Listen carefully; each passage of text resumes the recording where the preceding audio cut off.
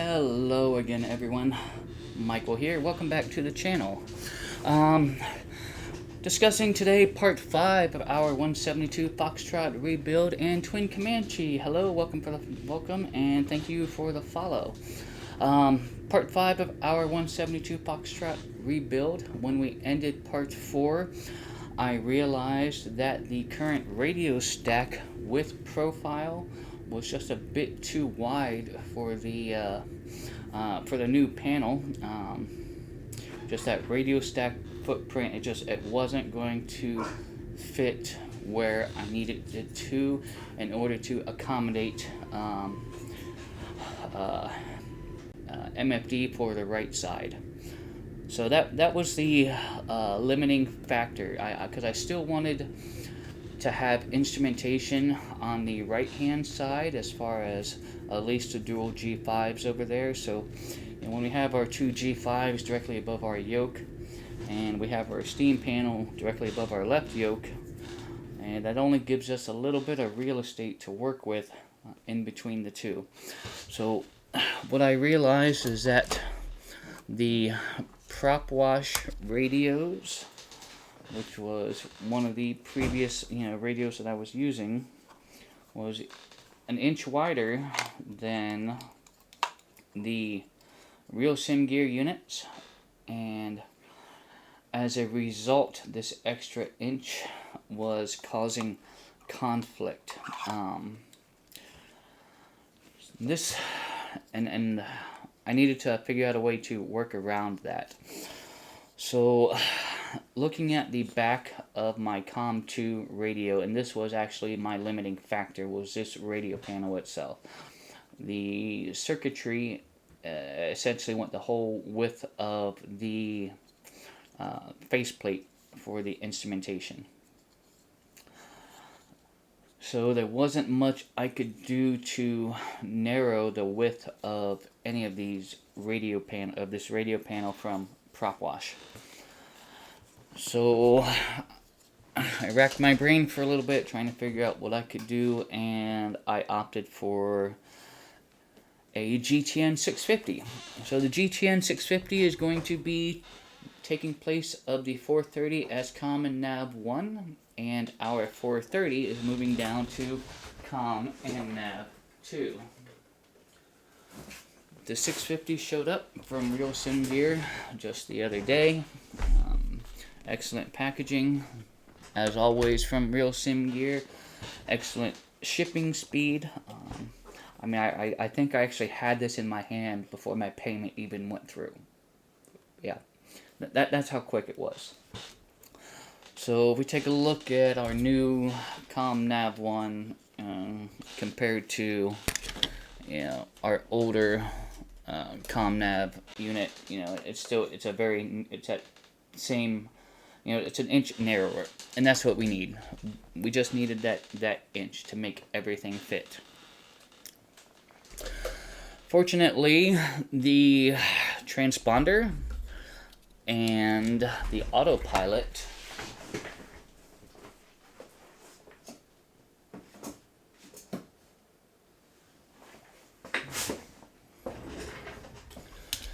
I was showing you the wrong radio. This was actually COM and nav 2. I was showing you the autopilot, but it has the same profile on the back. Same circuitry profile. The transponder and distance and ground speed radios from prop wash had a much narrower circuitry profile on the back. Okay. What I was able to do, I don't recommend you do this. Do it at your own risk. It's kind of apprehensive. I did it anyway. Made it work.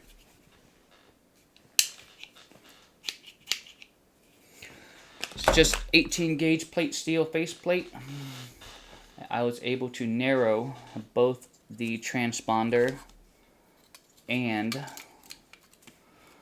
the distance and ground speed DME radios. So both of these radios now have the same width profile as the Real Sim Gear units. Works out great. That's what we needed. However,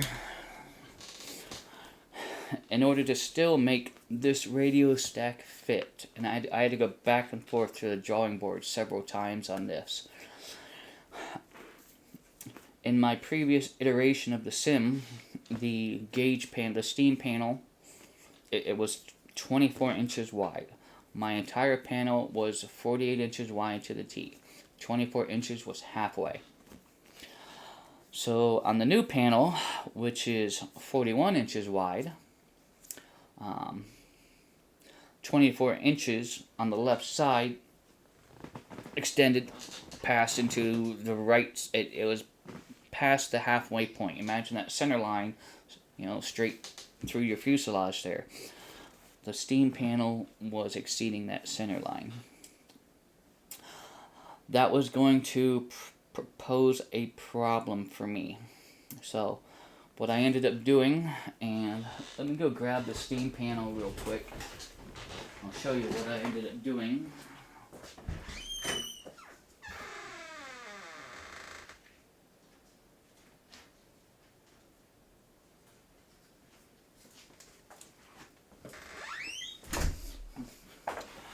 Very, very apprehensively, because I do have a lot of previous time invested in this panel. Okay.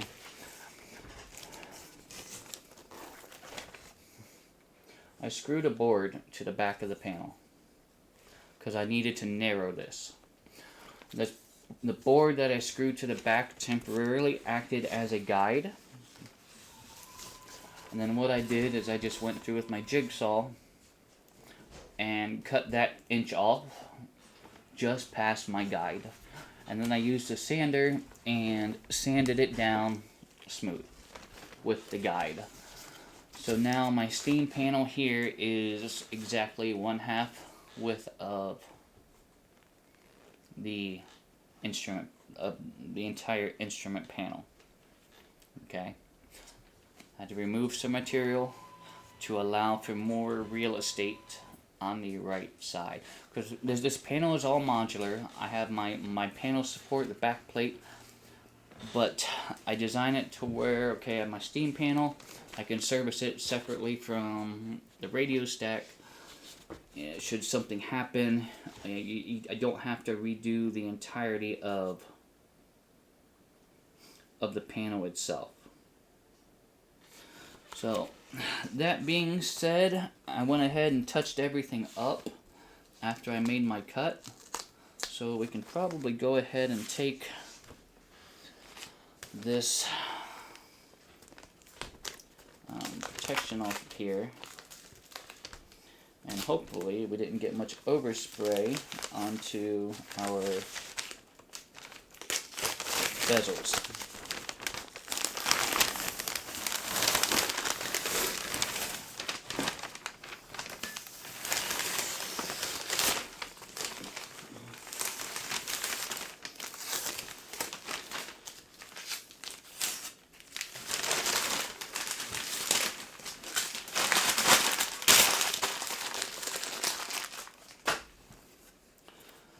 Everything seems to look alright. I've got a piece of tape to pull off here. It's covering up this one placard.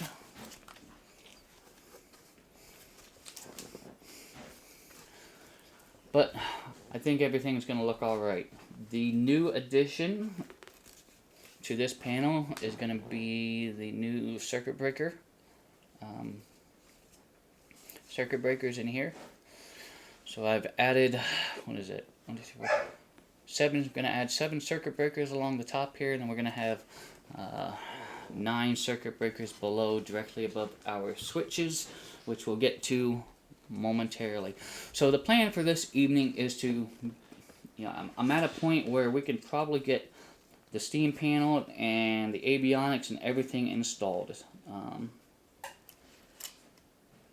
That's kind of the goal.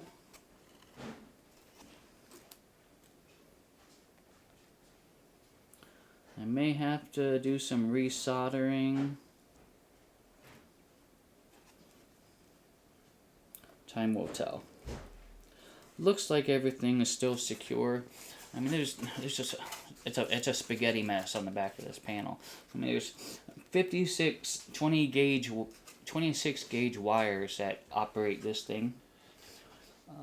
Very small wiring, and I've even had to kind of Dremel out, and I got to redo a lot of this, but I Dremeled out the back of this to where the wires kind of sit flush into the wood here, and that way when I secure it over the display,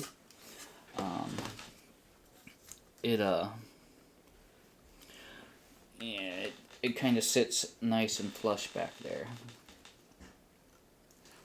So yeah, I see a green wire here that's kind of going nowhere and does nothing. I don't recall that being there, so that might have separated from somewhere, and I honestly am not going to know for a fact until this thing is all plugged back in and wired back up.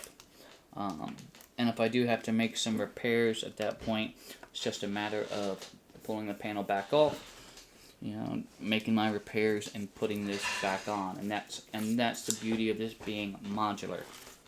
I don't have to take down the whole thing. Okay. Set this up here for now.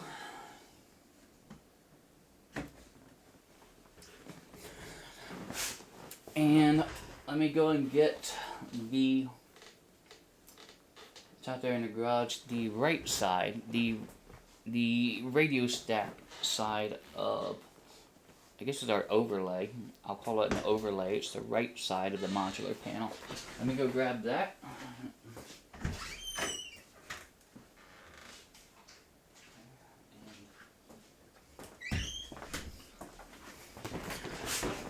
Right side of the panel. Using the various templates and cutouts, I was able to make all of the cuts to get everything to fit properly. And starting from the top, we're going to have our audio panel, and then our 650 is going to be below, then our 430. Below that's going to be ground speed DME. Below that is going to be transponder. G5, autopilot, comms meter, and a new addition is going to be an ELT switch. It's going to be a new addition. Wrote a simple code. To where flip the switch on, it'll sound the one tone, and flip the switch the other way, it'll sound the test tone. The only thing that's not intricated into there is any sort of LED. But in my plane that I fly, it's a simple toggle switch. There's no indicator, no flashy light or anything. It's just a toggle switch, test or whatever the case may be.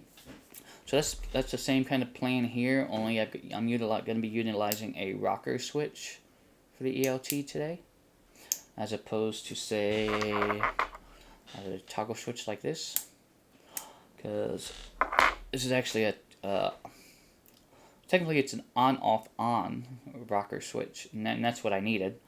I needed that test position and then that on position. I guess on would be up and test would be down in this case. This will be functional. This will activate a sound within the X-plane.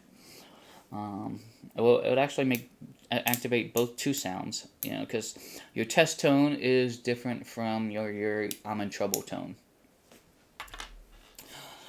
And as far as securing the equipment avionics to the gauge panel or overlay bezel, the right side, instead of trying to, and each of these has very, very small holes in the back of it to secure it, I'm actually just going to use some plain old two-sided tape. I think that's going to make the installation quite a lot easier, and then I'm not going to have to locate and make those finite drill holes and then locate some really, really small screws to actually screw this into the panel. My cuts are tight enough to where it's almost a press fit in there anyway. So, that being said, let me go and grab our panel support. This is going to be the back part, the part that actually, this is the hub. This is the part that bolts to, it's our panel support. It's what everything is going to bolt to. I did just put a coat of paint on it. It should be dry enough for me to bring in here and now explain everything. And then we'll go ahead and start putting it all together. The goal is to have, again, the steam panel and avionics all installed tonight, as well as the glare shield, and then we'll start discussing the new seats. Mr. 26.2, hello my friend, welcome on in. Hope you're doing well. Okay, let me go grab that support panel.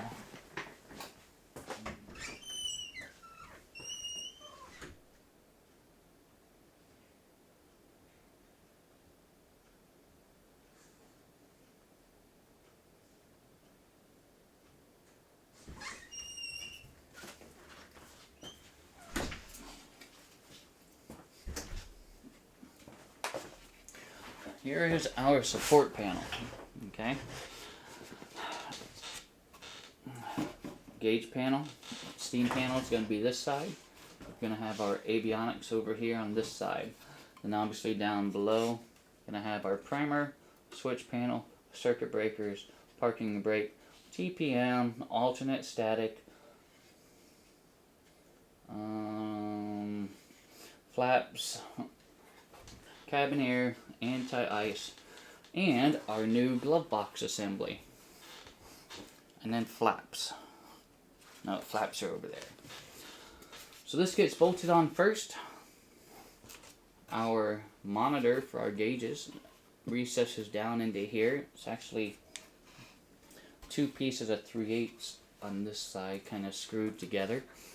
So this is kind of the back support for our flat screen display, which runs our gauges. And again, just a coat of paint. We've got gonna have our graphite gray above, and then we've got our satin canyon black that's gonna be below. So we'll go ahead and pull this tape off. Hopefully it's got a nice looking line across here.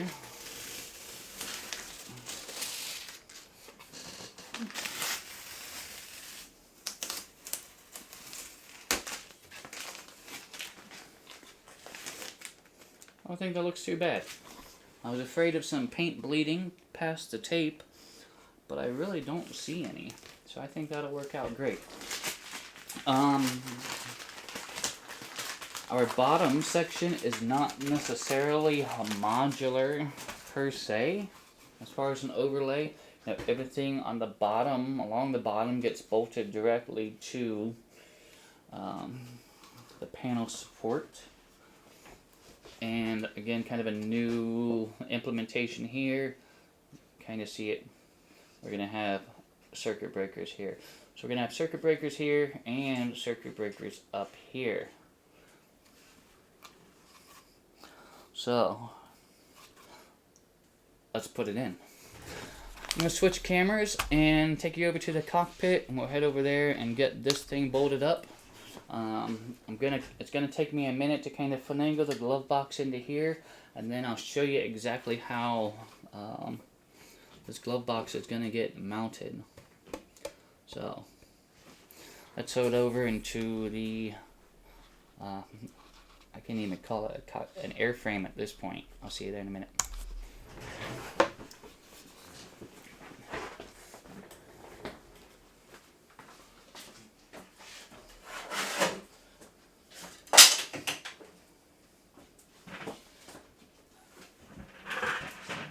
Okay, here we are. And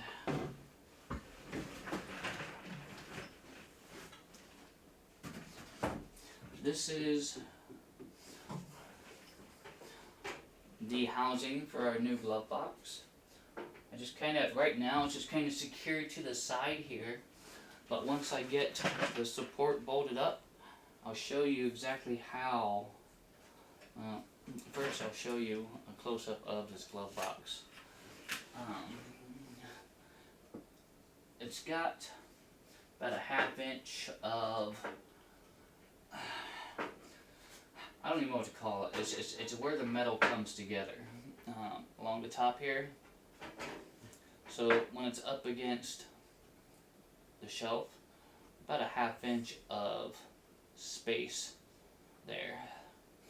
But no worries, I'll show you how I'm going to combat that. Right now it's simply secured into the side with that single screw.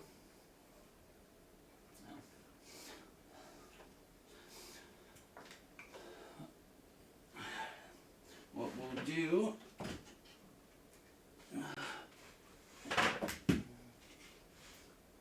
is I'm gonna bring this up into here like so. Okay. We'll get this one screw in here.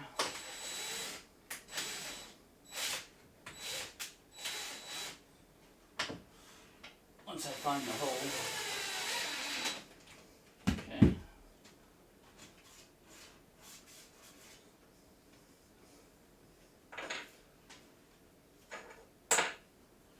And once I find the other screw, we'll get this other side in. What did I do with that thing?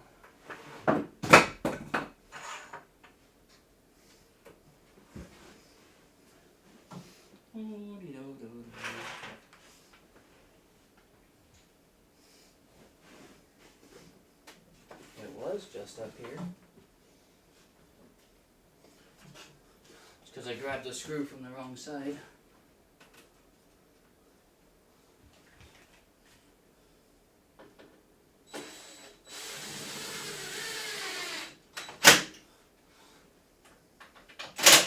Okay. We've got our support panel up.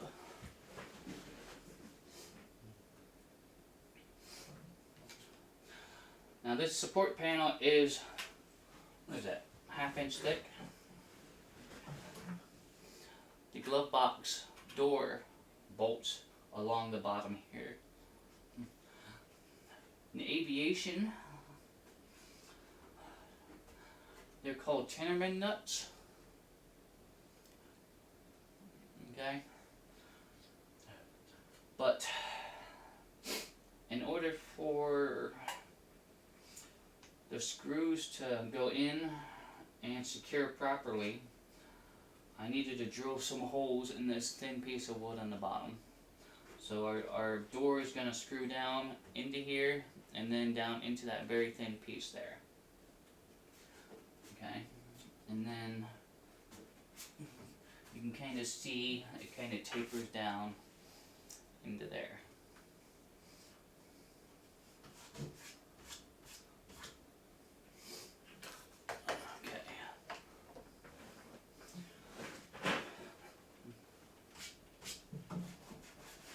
Of course I would just scratch my new paint.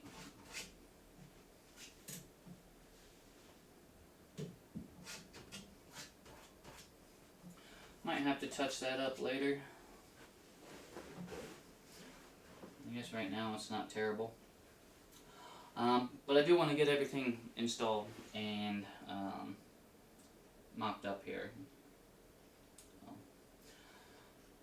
There's our support panel. We're going to put another screw in, probably in the middle here. In fact, I should probably, well, we'll do that later.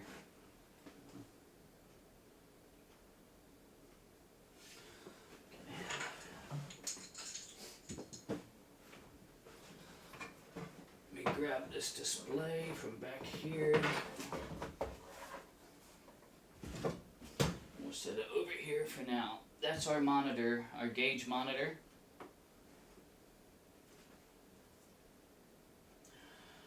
First thing we will do is go ahead, since this is on top, we'll put our TPM unit in. It's already cut out. It's going to slide right in there.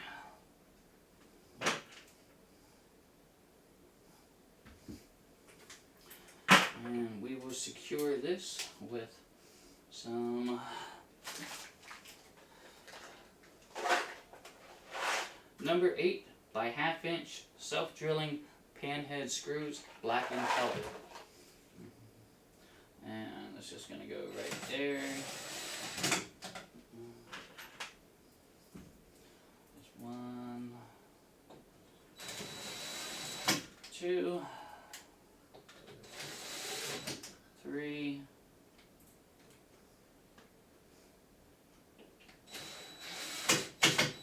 4,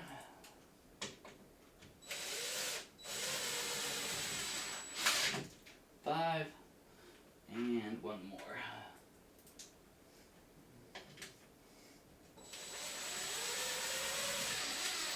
6. TPM units in place.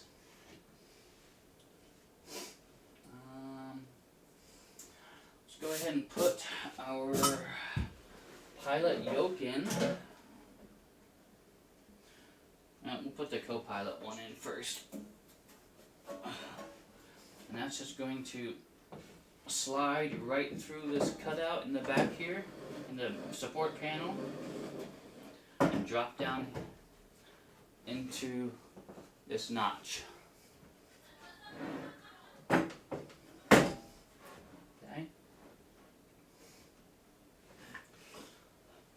And the yokos get secured from the bottom with these thumb screws,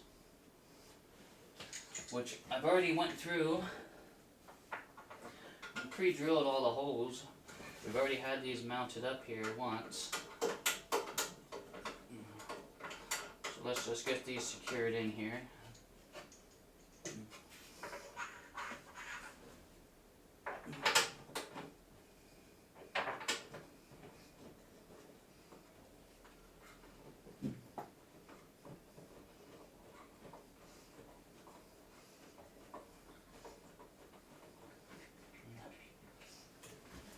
But here's the trick.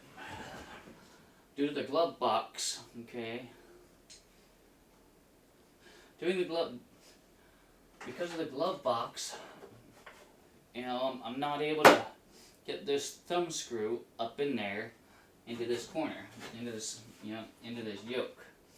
So, what I did, with the yoke out of the way, and the hole is already marked, I drilled a new hole into my glove box. But unfortunately, because of that 1/2 inch drop on that glove box frame, the original screw isn't going to work because it's not long enough. It is, however, a standard 6 by 1.0 metric thread pitch. And I just so happen to have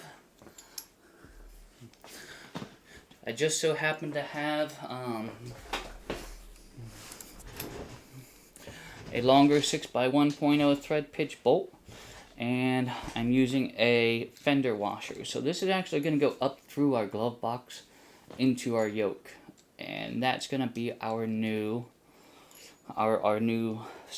that's how we're going to secure, you know, that side of the yoke. Is just, we're going to shove this up in the glove box, and it's going to help secure the glove box up to the shelf, but it's also going to secure the yoke to the shelf as well.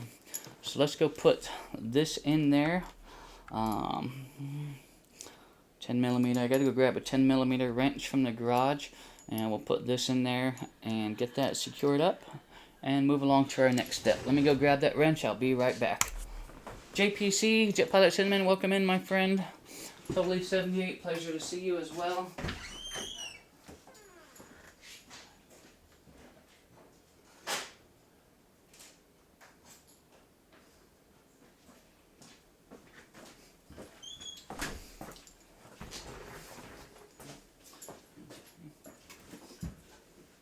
Alright, so we've got our 10mm with our fender washer, and I'm just going to reach my hand up in here, smooth that up in there, find the hole,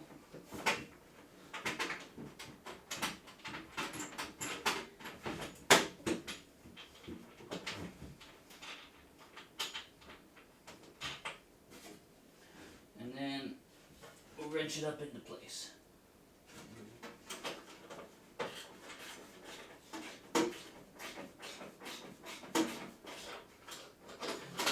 using a ratcheting wrench to make my life a lot easier.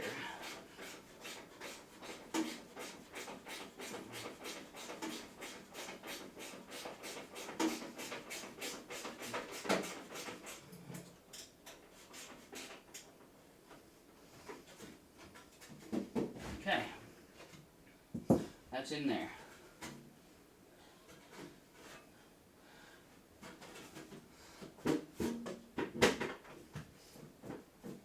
Not going anywhere. I mean, the only thing this glove box is going to hold is a couple POHs, really. Doesn't need to hold a whole lot of weight. It's got that big fender washer on the top that's screwed in through the side. It's not going to go anywhere. Let's go grab the glove box door, which is out there. I just put a fresh coat of paint on it, and I'll explain how that's going to get secured and the tools I'm going to use to do that.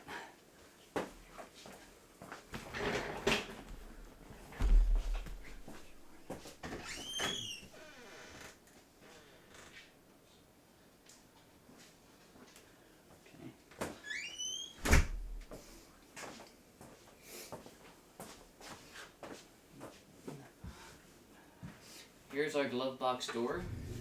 You can see these 5 holes along the bottom. Again, they're going to screw right into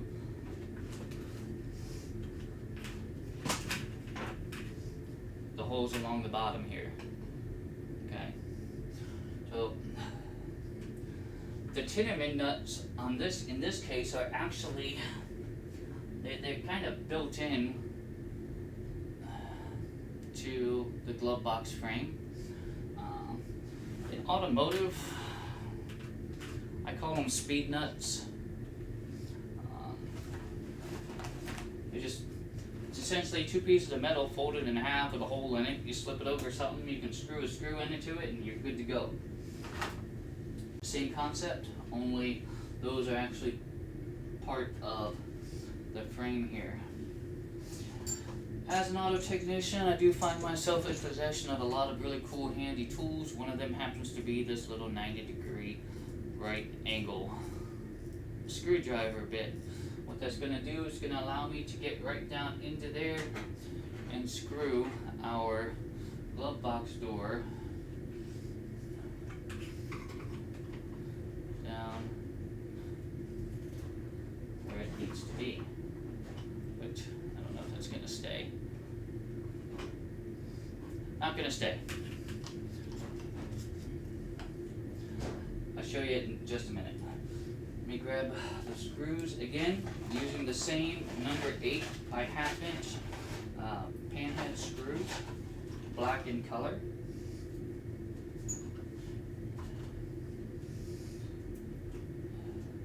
Let me pull this piece of tape off of the magnet, because I didn't want to paint the magnet.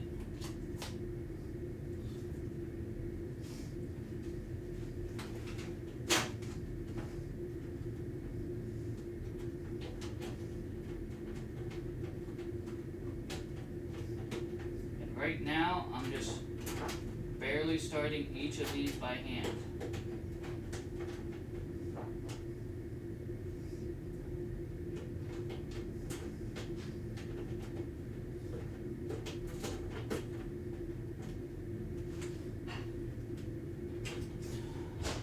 Do not force the screws into your speed nuts. They will catch. If they're not catching, you're not lined up properly.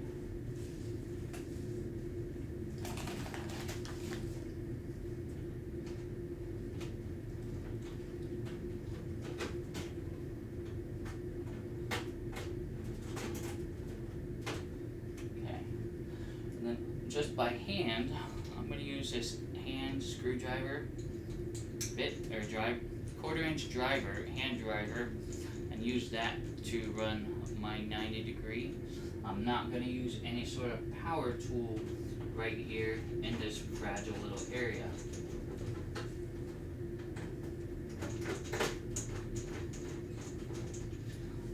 I want to make sure that all of my screws are started into their tenements before I actually secure any of them up. because you want to have a little bit of wiggle room to make sure they all start before you secure any of them up. Almost like installing a torque converter. Start all your bolts first, unless you're dealing with a GM and you got that special hole that lines everything up.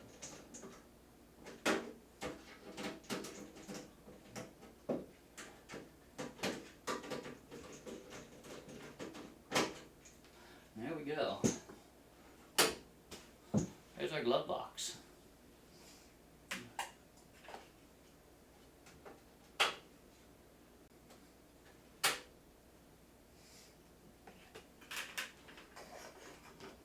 That works out good. Let's just move right to left since we're over here. Got our glove box, and we're going to go and get our cabin air switches, and for the first time ever, our anti-ice switch. We'll go grab those. I do need to point out the fact that because the panel itself was 1/2 inch wide, the support panel, and well, let me go grab them. It might be better to explain once you see what I'm referring to.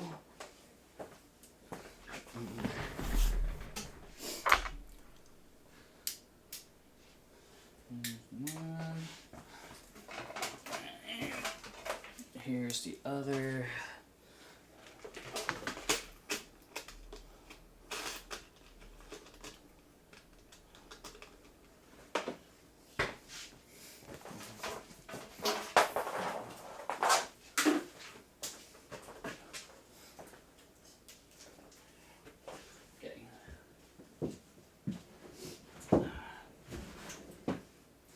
Our switch has a 1/2 inch thread.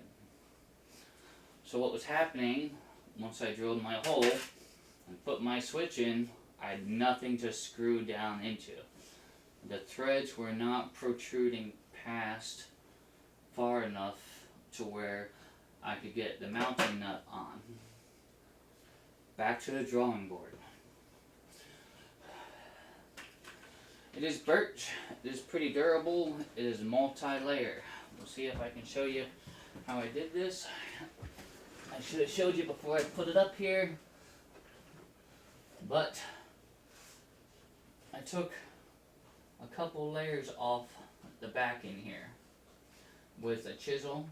So my 1/2 inch, I can't see my screen to know if you can even see that. So my 1/2 inch is now 1/4 inch because I peeled 2 of those layers off. Sorry, it's there. You can kind of see the relief there. There it is.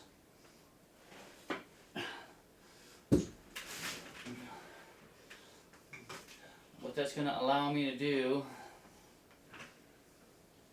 is put these switches up in here and still have them protrude through enough to where I can get my mounting nut onto it. All I need is a couple threads. It's a very, very thin nut.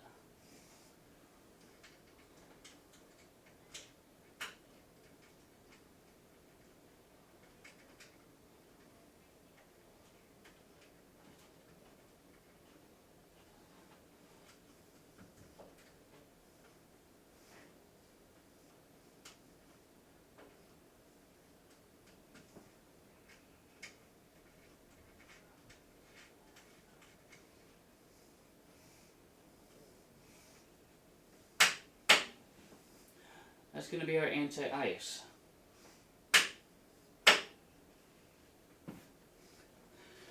In one of the previous parts of our rebuild, I discussed a bit how the cabinet air vents and everything are going to get plumbed in. This is going to be our cabinet air switch. Again, it's wired to a 110 volt electrical cord. Again, I certainly don't recommend you run 110 volts to your instrument panel unless you have a good understanding of how electricity works. Again, very important, unused voltage always returns back to neutral. So, even though I interrupted the neutral wire, okay, got this thing plugged in, that voltage is still coming through, okay, still coming through to the switch. Just keep that in mind. And since that voltage isn't being used, it's going right back through the neutral. Keep that in mind. This is a 110 volt toggle switch. It is very, very heavily isolated in the back of this thing with heat shrink and electrical tape. So I'm not too concerned about any exposure to any sort of live copper element, but it is something that definitely need to keep in mind when you're running 110 volts to your instrument panel. So let's go ahead and get this in. Let's see.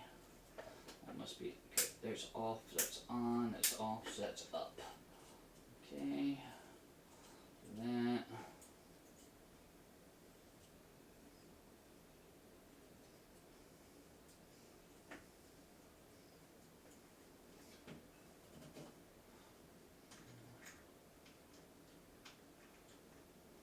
Actually, let's use the hex nut because then it'll match the other hex nut. There's a hex nut and then just a round ring I can use. We'll use the hex nut.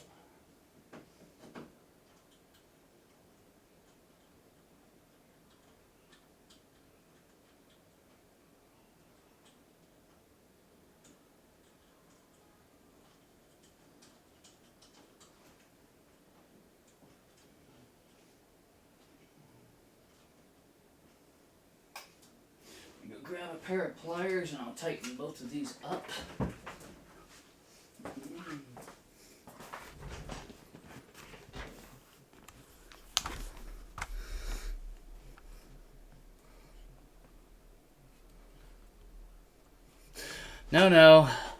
No mouth but must scream. Hello, welcome. Nope, we're not gonna blow anything up today. Yeah, certainly don't want to do that. But the day is young. Alright. Let me grab these pliers and we will tighten up both of these hex nuts on these switches. Very carefully so as not to scratch our brand new paint job.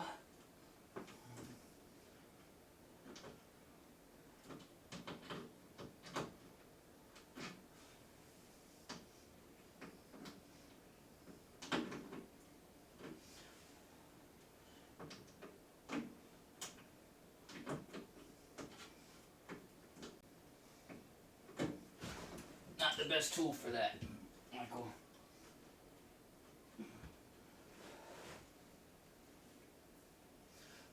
Let me go grab an adjustable wrench so that I can get these tightened down properly. And I'll be right back.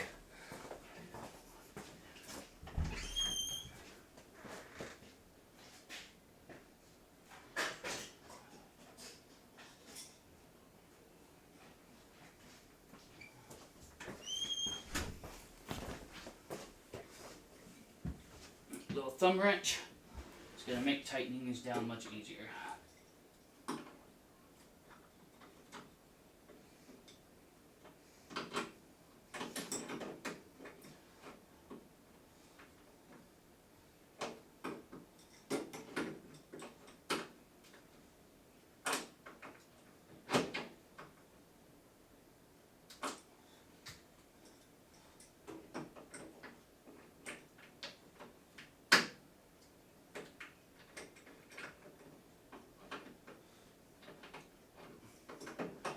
You know what would even be better is a deep well socket to go over the switch, but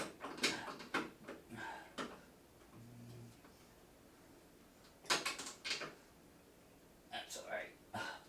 That's working. We'll tighten this top one.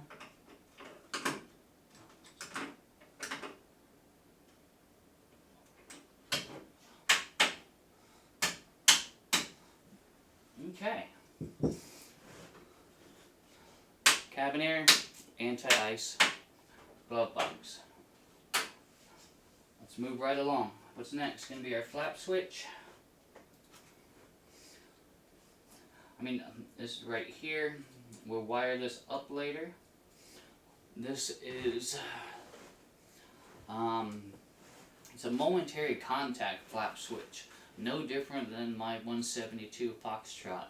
These flaps don't increment in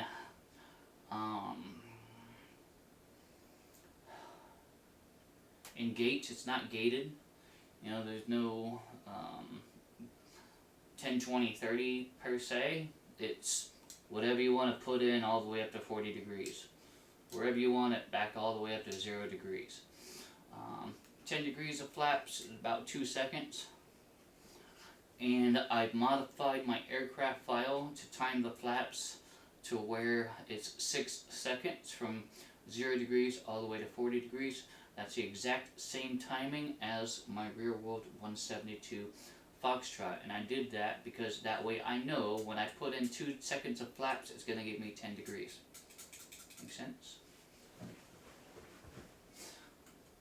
So, we'll get that in there.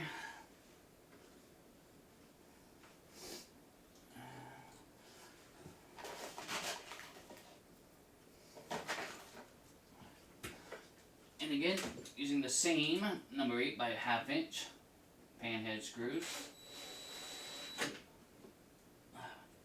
We'll go ahead and get this secured up in there.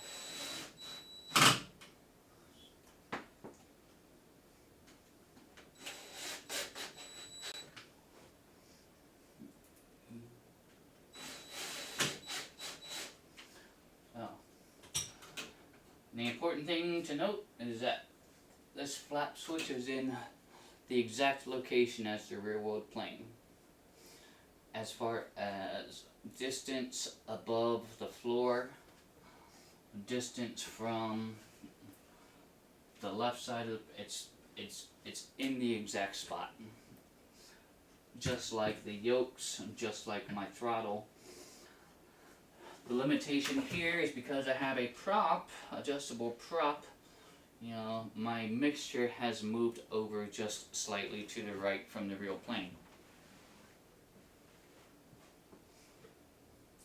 But our flap is in the exact position that it needs to be for me to reach for this thing blindfolded and know where it's at. Let's get our alternate static in, and we'll go grab our carb heat switch. Go grab those.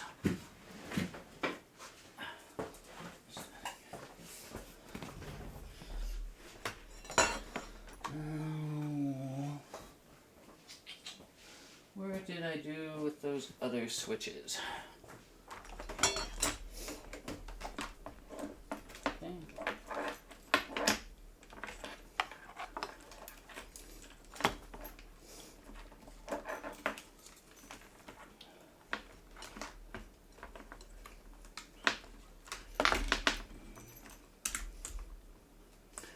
I found them. Just give me just a second to get them all.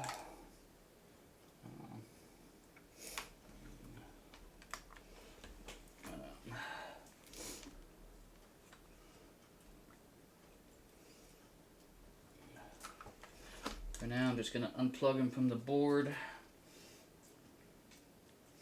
and we'll plug them into the board later.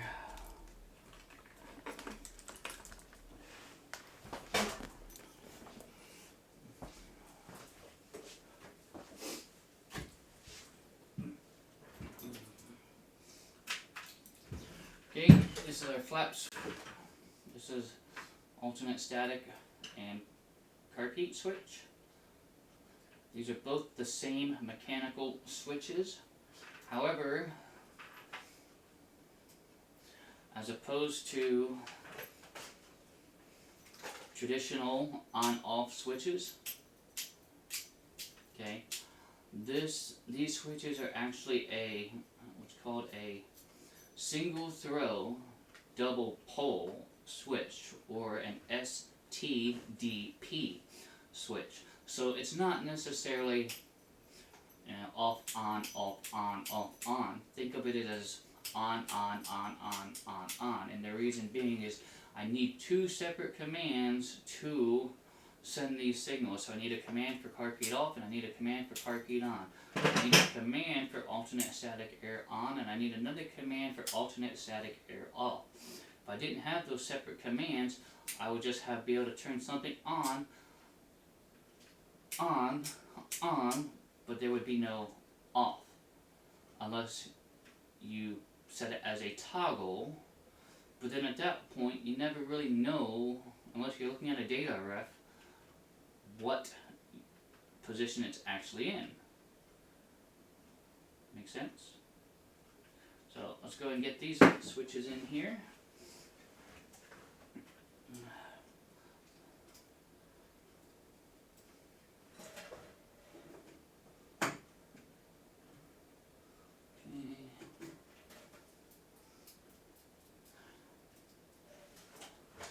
It's adjustable. It's got a depth adjusting nut on the back to adjust it to where you have enough depth to thread the front on. So what you want to do is thread your front on and tighten your adjustment nut up in the back.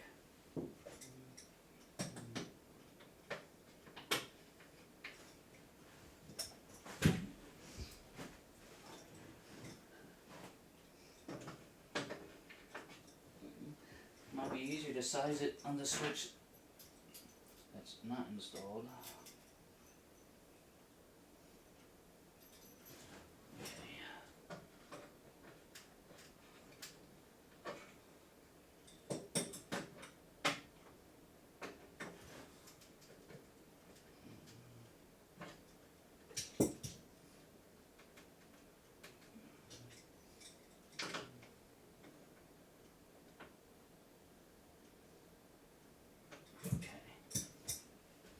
That's nice and tight. I'll screw our knob on there. There's our alternate static. Remember, two commands. I got two sets of wires here. These are going to go to a board. It's a joystick controller board. That's going to provide those outputs for me. And we'll just kind of tuck these wires back there for now. Carpet will be the same concept. On. It's a dual on switch, not an on-off switch. Got the same depth adjusting nut here. We're going to stick that on through.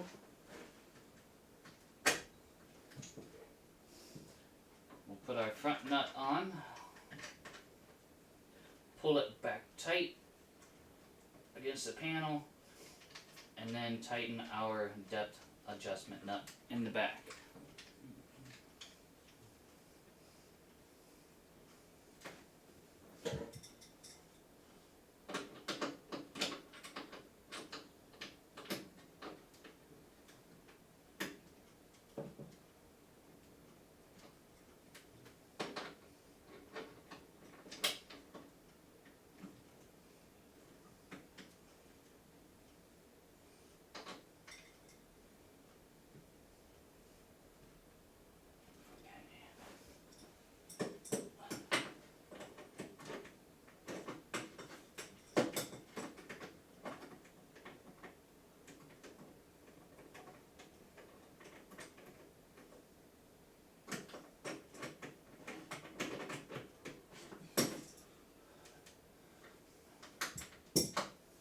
There's our carb heat. exactly 2 inches from to the left of my throttle, which is exactly where I need it to be based on my rear wheel plane. Alright, next is going to be our parking brake switch. This is going to be a different sort of version than what is in my plane.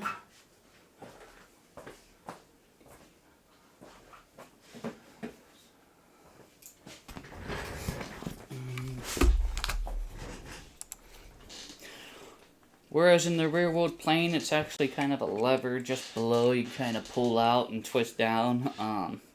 This is just a simple push-pull parking brake switch. This one comes from DesktopAviator.com. Bob is a good friend of mine. Does great work. Bought a lot of stuff from him over the years. So check them out. Yeah, if you're looking for some flight sim parts to just kind of tool around with. They're very, very universal. They're not necessarily aircraft specific type of flight sim parts. So, I did opt, because I did want to panel mount it. Comes both ways, where the board is separate from the controller, or the board's on the controller. I opted for the remote board. That way when I panel mount this, this will kind of be behind it, and it'll kind of stick up on the back side of the panel there. Let's get our parking brake switch in.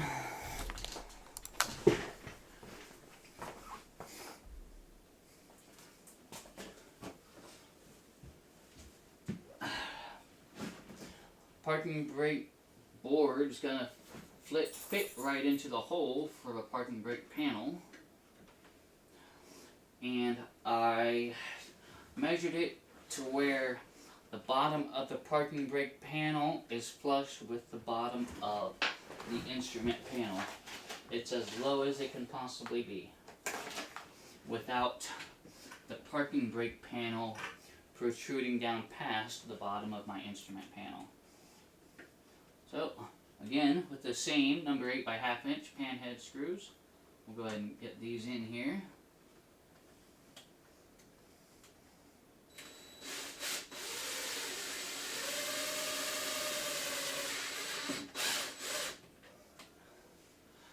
And these are not pre-drilled yet. I haven't mounted this panel, so these self-tapping screws are making short work of the panel to screw into.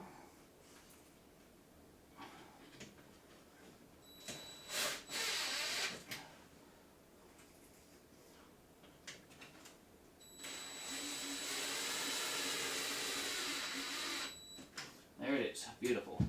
Parking brakes installed. And then, for now, until I know absolutely for sure everything is good, I'm just going to leave the control board for the parking brake just kind of hanging here.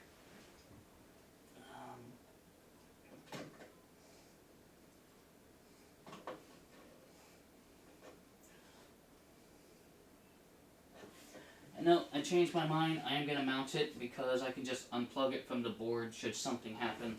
So let me go get...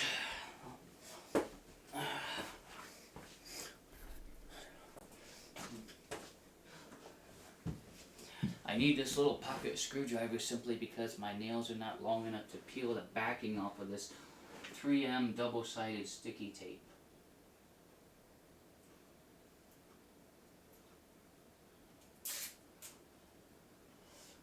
And this is going to stick right to the back of my panel.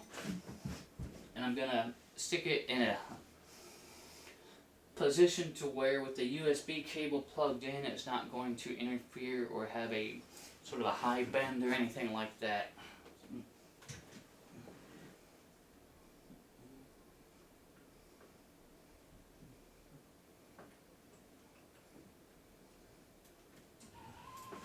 Alright, so what I did is I mounted it with the USB cable connection pointing that way. That way my cable is going to come down and be right behind our pedestal when we get to that part of the build. Alt static, cabin air, parking brake. What's next? It's going to be our switch panel. Let me go grab that.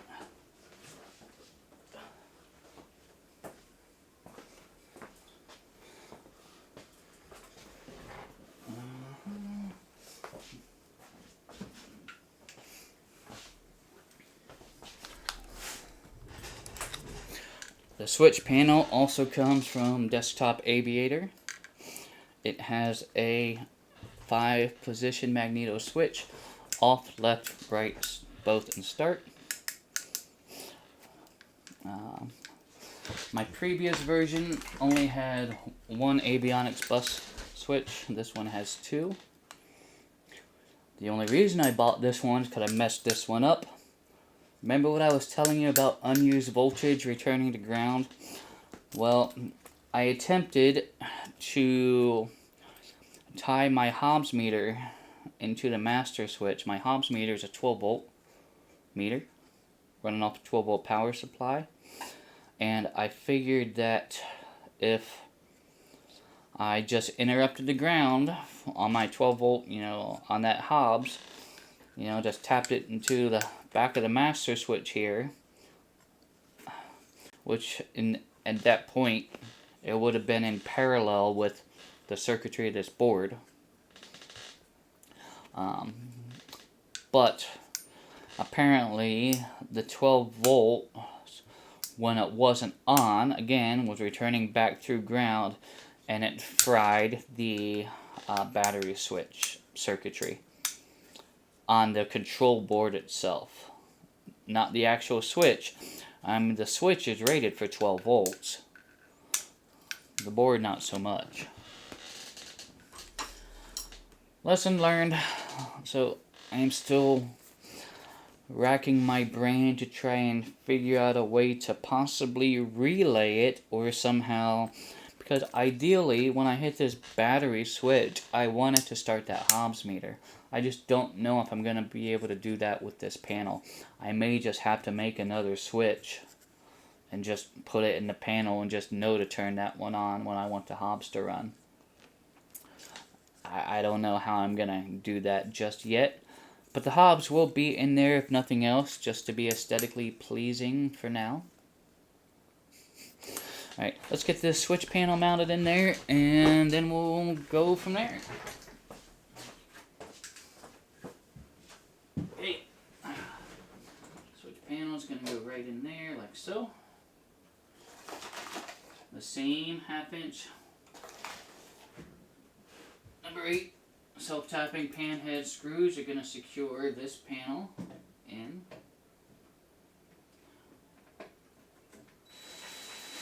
It's already been mounted, so these holes are already there.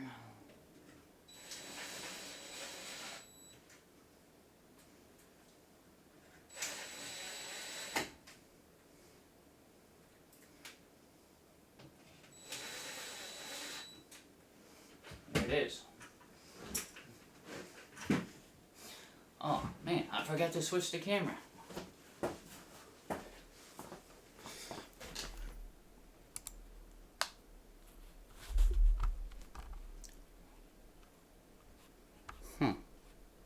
That's weird. Did our camera stop? Oh. Oh. Bear with me, I have to re-plug in the camera because I accidentally disconnected it with my shenanigans there.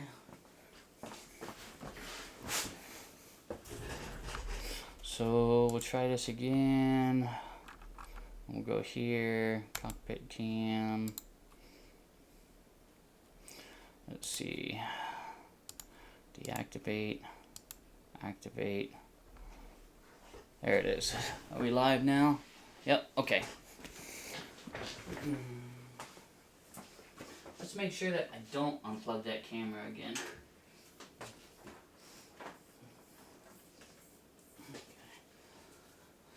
The other thing I found out is that webcams won't necessarily run through 30 feet of USB cable. Not USB 2.0 anyway. So we've got our parking brake, we have our switch panel, one hole left on the bottom. You know what that is?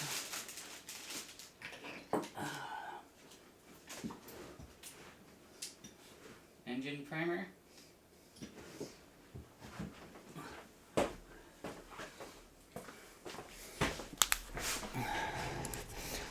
This is a real functional engine primer, just with a lot of the accoutrements on the aircraft. A lot of it is reclaimed from 172s, various 172s. Very simple, and the way that the way it works, you've got an in and an out.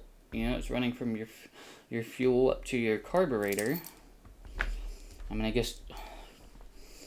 guess technically it's actually between your fuel valve and the carburetor. But let me just put it together here.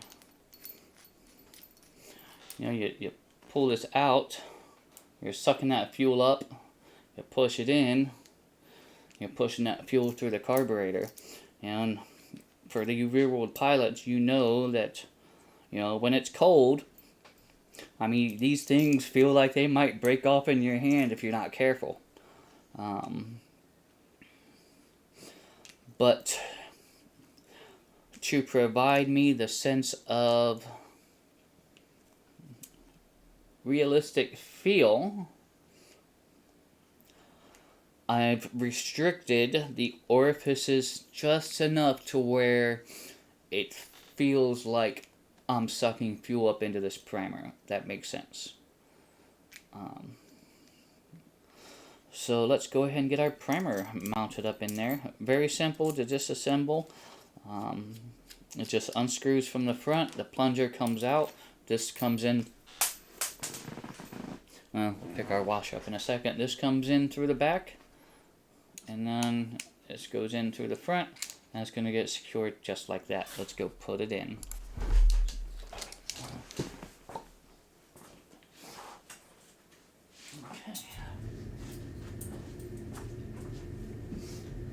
Same concept with everything else. It's an adjusting nut in the back. I'll move it down slightly. I'll shove that into the hole. Shove that into the front. Screw that in. We're going to orient it to where our notch for the lock is at 12 o'clock. So we'll keep our primer out for now so we can see our notch. And we're going to secure this nut on the back.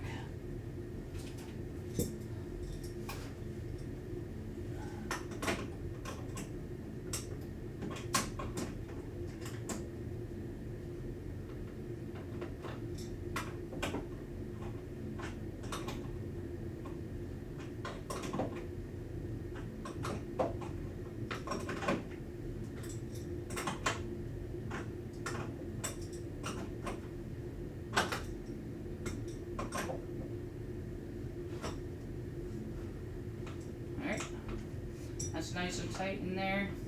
Push it in, lock it, primer's in and locked. That's on our checklist,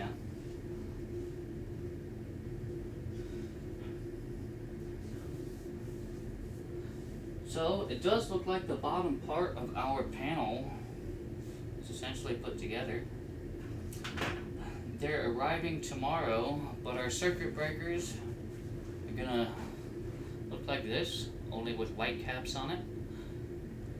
It's just it's a momentary contact push button. These circuit breakers in the simulator are not going to be wired to anything. It's something simply tactile that I can feel. I can run my fingers across, push them in, but they don't do anything other than the fact that it's on my checklist. I can float through it, push them all in, make sure they're all in, and they're good. And it's just a matter of, for me, it's just a matter of drilling out the hole to 7 millimeters, and I'm simply going to press these in. They're not going to be bolted, they're not going to be nothing, they're just going to press into the panel just like so.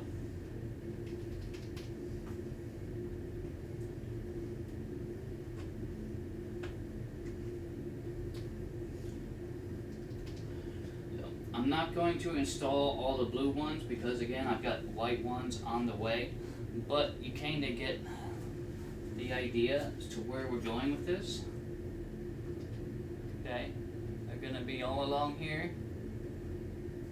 I tried to drill it to where each circuit breaker was lining up directly above a corresponding switch, and then 2 more off to the right, which is essentially what I see in a lot of the, not necessarily my Foxtrot, but more so the Sierra Papa models. I have 2 banks of circuit breakers. I decided on 2 banks of circuit breakers because with the amount of avionics we're going to put in this thing, we want to make sure that they're all going to be covered. So, we're going to leave the circuit breaker holes empty for now. We've got our right yoke in. Let's get our left yoke in and mounted.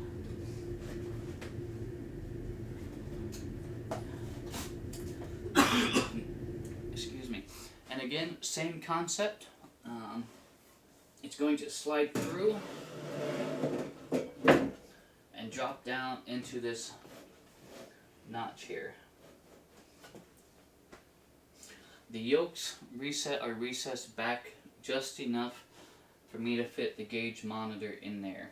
You know, if I had the yoke box all the way up against a support panel, the gauge monitor would not fit here.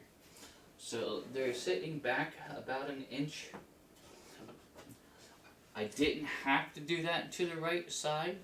I did it anyway. That way both the yoke faces are the same distance from the panel. So let's go ahead and grab these mounting screws here, and we will secure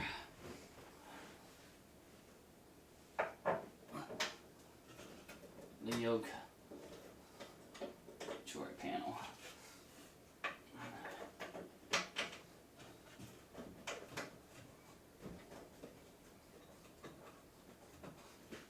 One, two. Again, start them all before you tighten any of them down.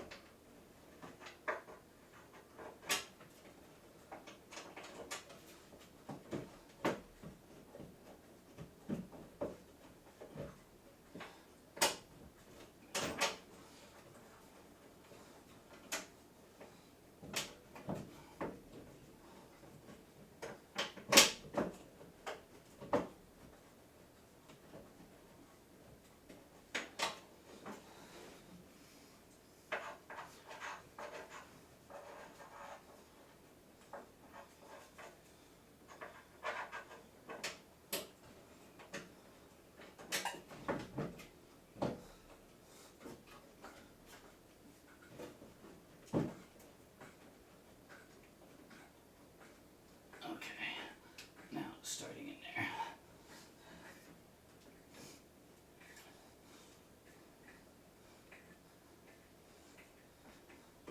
1, 2, 3, 4.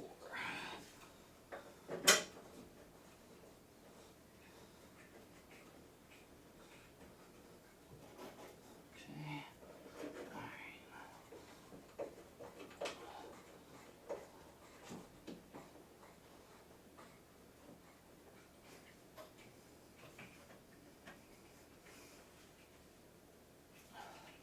Alright, those 4 thumb screws are tight, installed.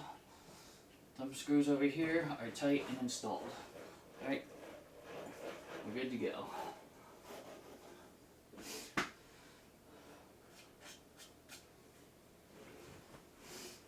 Now, I think we're ready to actually recess our gauge monitor in there. Yep, I think we're ready for that. This is an HP. It's very, very thin. It's got a 1/4 inch profile, 2/3 of the way, and then the guts are down towards the bottom here. HP 22ER, that's the model number, 22 Echo Romeo, 21.5 inch display. It is an HDMI VGA and uses a, unlike some monitors where you got the big plug that plugs into it, it's just a little jack, comes off of a bigger box adapter type deal. And this essentially is just going to come down into here. I'm going to angle it up into the top, and we'll push it into the bottom here.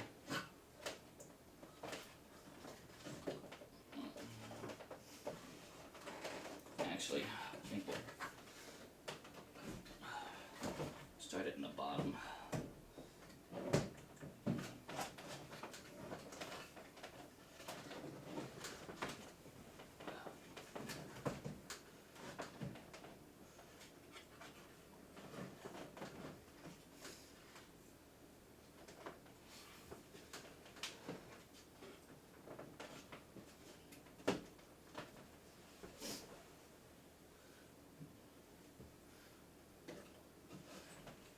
How'd that happen?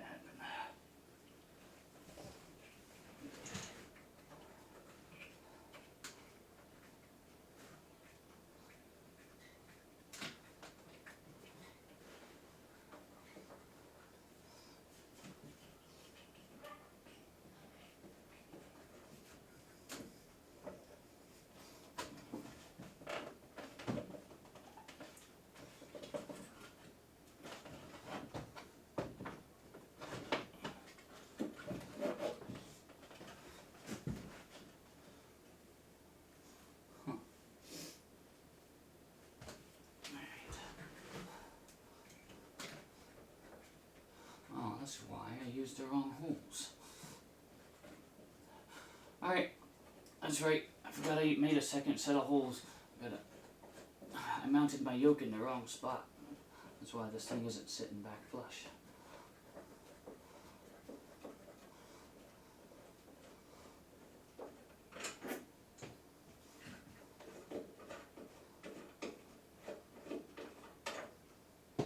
Okay.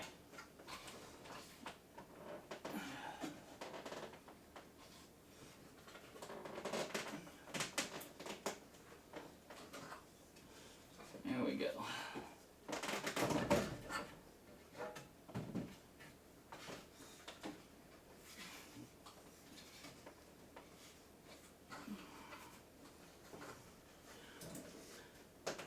And the face of the monitor is flush with the face of the panel.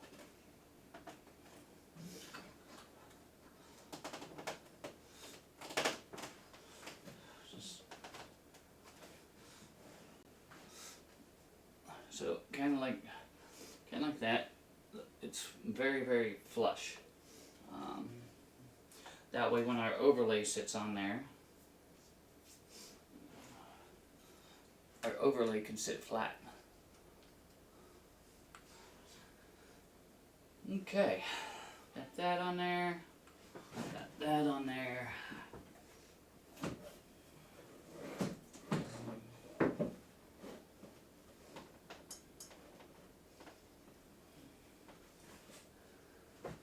Like so. Coming along. Let's go grab our steam panel and get that mounted up.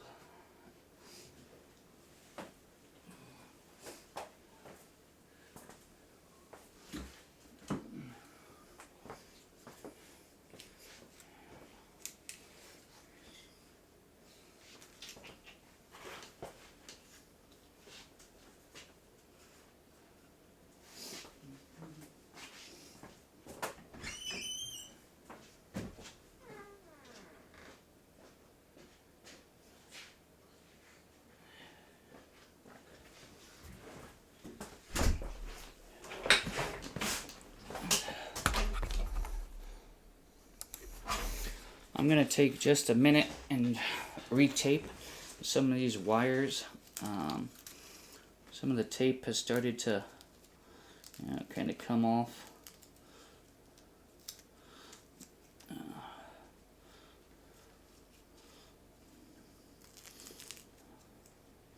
I want to redo that.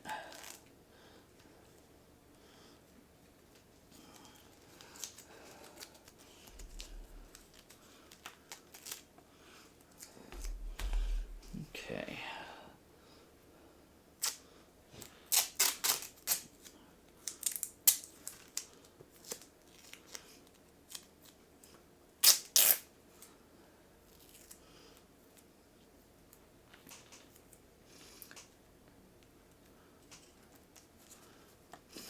This is just to kind of keep the wires along the back of the panel and not so much dropping down in front of a bezel or something.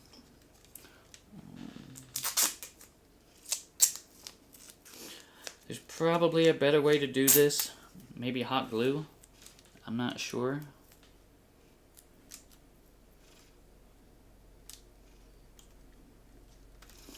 But as long as, you know, they're hidden out of the way, it should be alright, I think.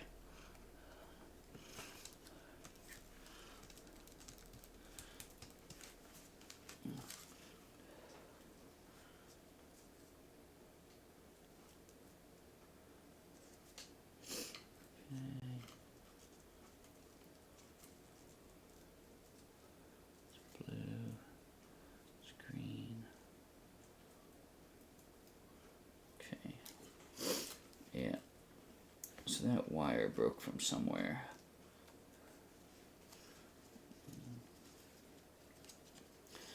Need to find...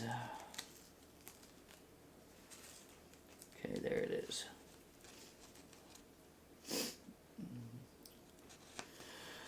Suppose I had to fix this while the panel's off. I have a wire that has come separated.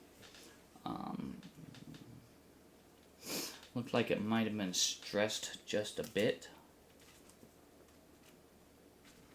So let me go and get my wire strippers and we'll take care of this real quick and get that folded up in there.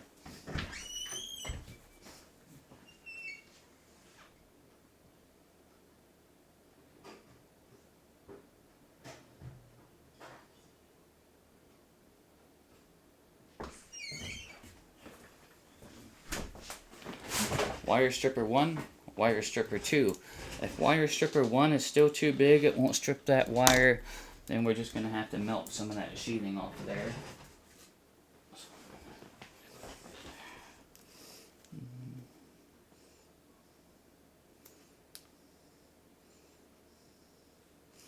Yeah, I think that's just going to... Alright, we're going to use the lighter method. Simply because it's a very, very small wire.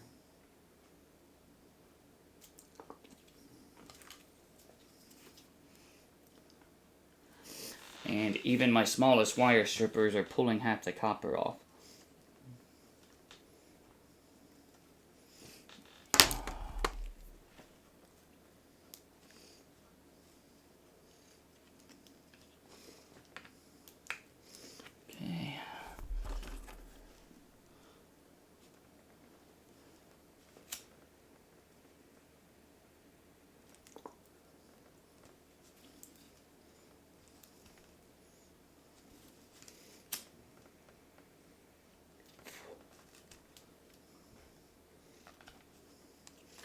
And that one's being stubborn.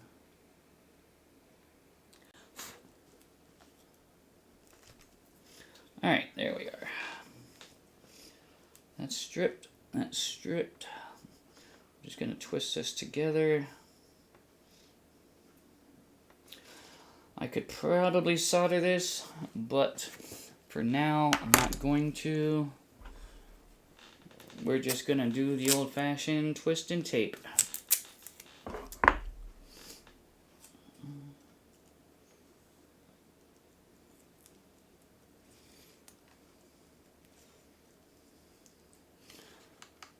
Okay. I think we're good.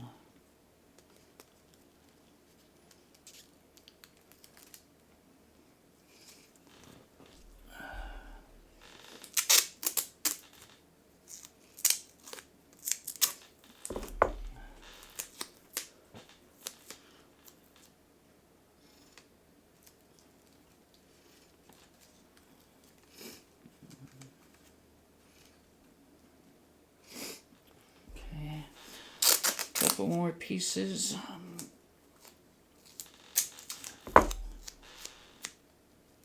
This is just black duct tape, then a duct tape that I'm using. It's not. Duck is a brand of the tape. It's duct tape. D-U-C-T. Just FYI. It's a common misconception. Duck is the brand. This stuff is actually for HVAC work. Peaches the Burb, long time, welcome on in, hope you're doing well.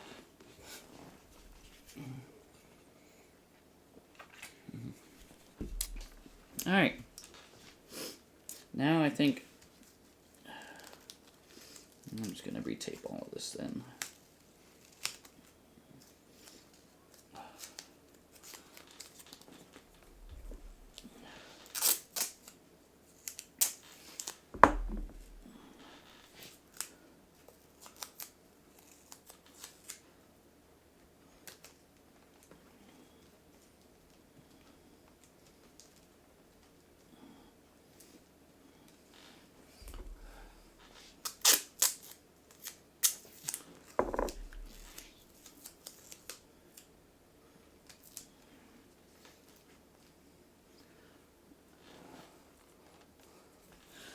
Alright, are we good now?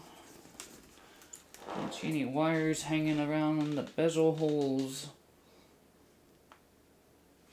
Alright, I think we're good. Let's get her mounted up in there.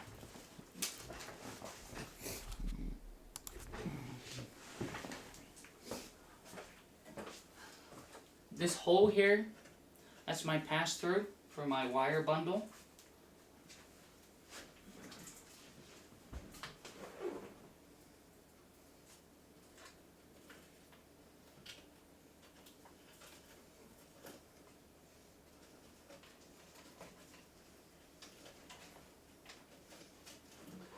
Pass all those wires through there.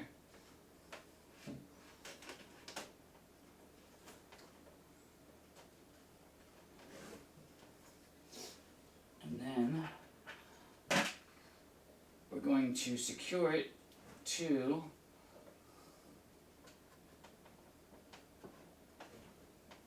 the panel support using 3/4 inch black fan head screws.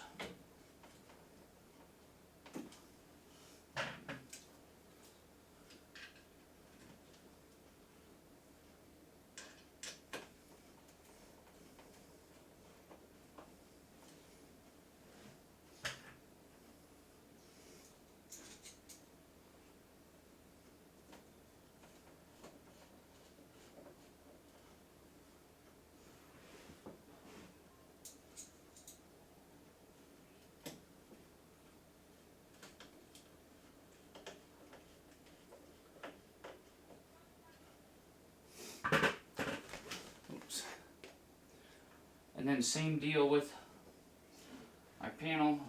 We've got provision for our circuit breakers here.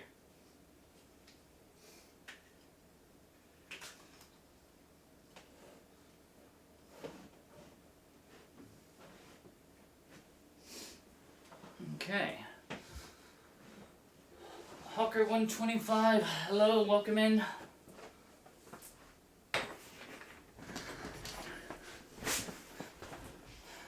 Thanks, Hawker. I appreciate it.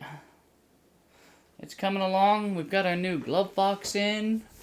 We've got our, just to the left of that, we've got our cabin air and anti-ice switches, flaps, TPM, alt static, carb heat, parking brake, switch panel, and primer, right to left. Yeah, I said that. Yep. So Okay. Steam panel's up. Lower panel is done. What's next? It's going to be our avionics. Let me go grab the avionic panel. Oh, I already did. It's right here. Overlay. And let's go ahead and for now, let's just get our real sim gear audio panel in. So what I had to do to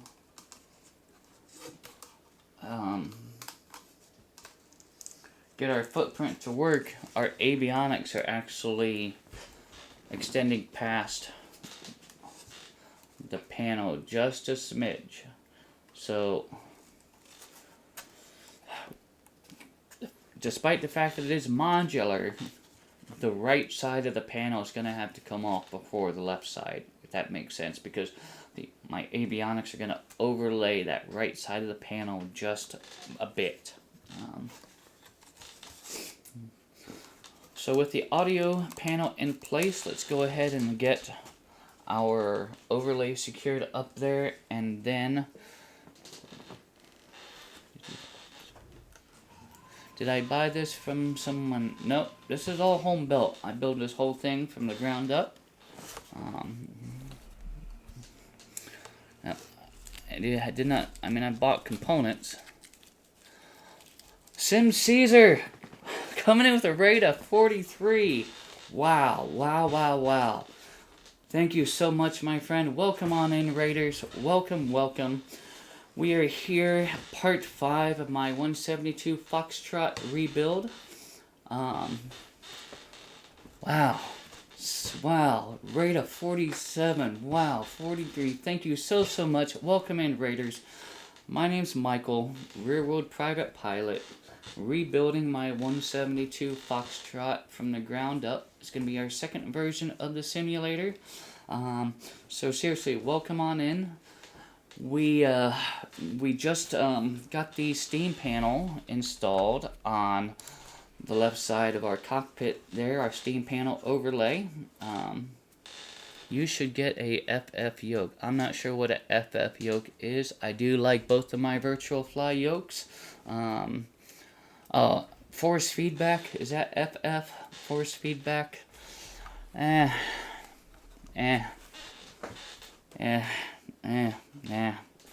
If anything, if I'm gonna do anything, it's gonna be XYZ rotation.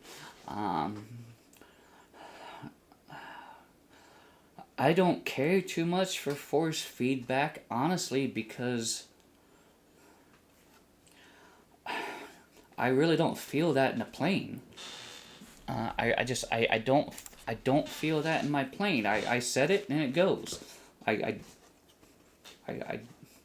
don't feel. I don't need vibrations. I don't want it. I let my 6-year-old son fly on occasion, and I don't want him getting in there and possibly messing something up with the force feedback. Do you think the sim feels similar to the plane? Well, that's the whole purpose of this rebuild here. Now that I have access to the 172 on a full-time basis, I am completely rebuilding this using accurate specs, putting everything where I know it goes versus where I thought it looked like it went, if that makes sense. Yeah.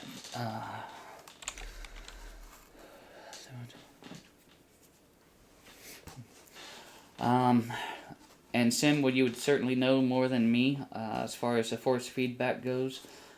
It's not a feature that I'm looking for. With the virtual fly and the increased resistance, that the farther I turn that yoke, the more resistant it is. That's all I need. That's all I want, really. So yeah. Okay. Well, again, thank you so much, Sim Caesar, for the raid, and Raiders, welcome on in. Feel free to stay as long as you like. think the only time I've had force feedback in the plane, a buffet during the stall, but that's it. What would be cool would be increased pitch resistance with increased speed. Glitter Girl Rev, welcome in. Thank you for the follow. If I could recommend a cheap yoke, I've been looking to get one off of Amazon.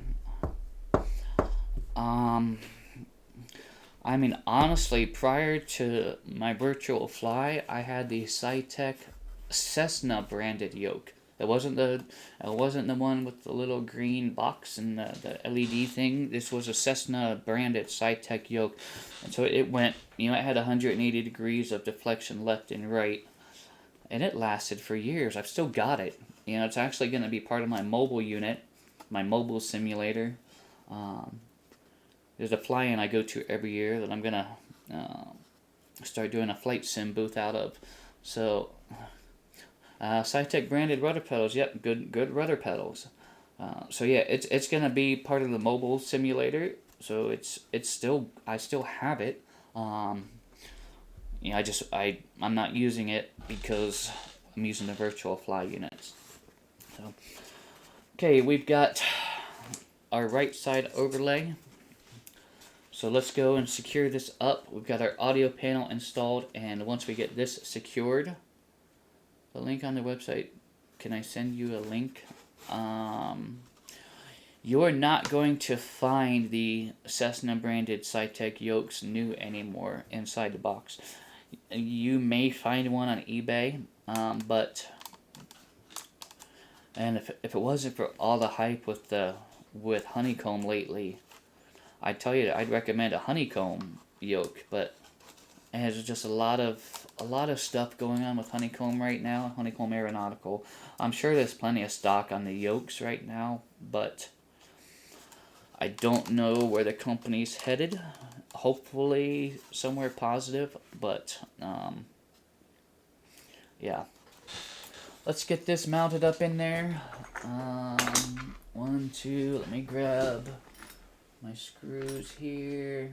3.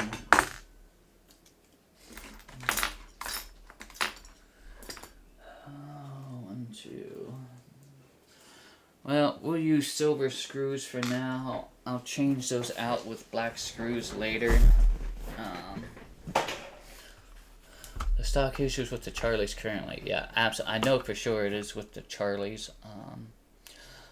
I do know that the yokes, you could probably still get your hands on plenty. There's probably plenty of stock on those. So, okay, let's get this secured up in here.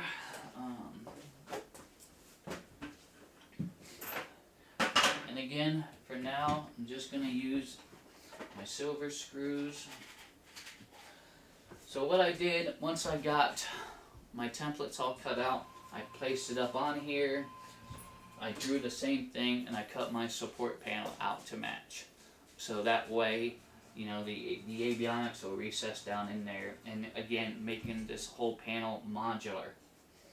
So we'll get this up in place here. I don't take my yokes apart by any means. I provide the illusion that they come through the panel by notching the bottom, notching the top, and we sandwich it in between. That's how I do that. That's how I've always done it. I know a lot of the yokes people can take apart, extend them, and I've seen people doing that. $1 for the price point of these. I'm not going to open them up whatsoever.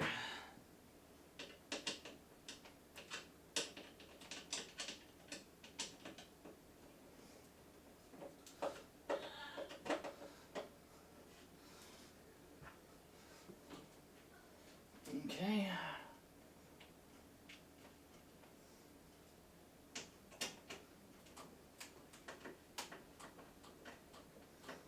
I don't recommend power tools when you're doing this. I'm just going to do it all by hand.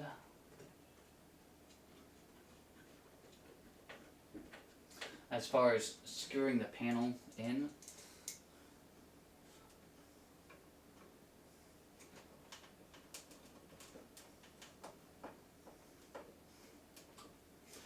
Okay. Got our audio panel.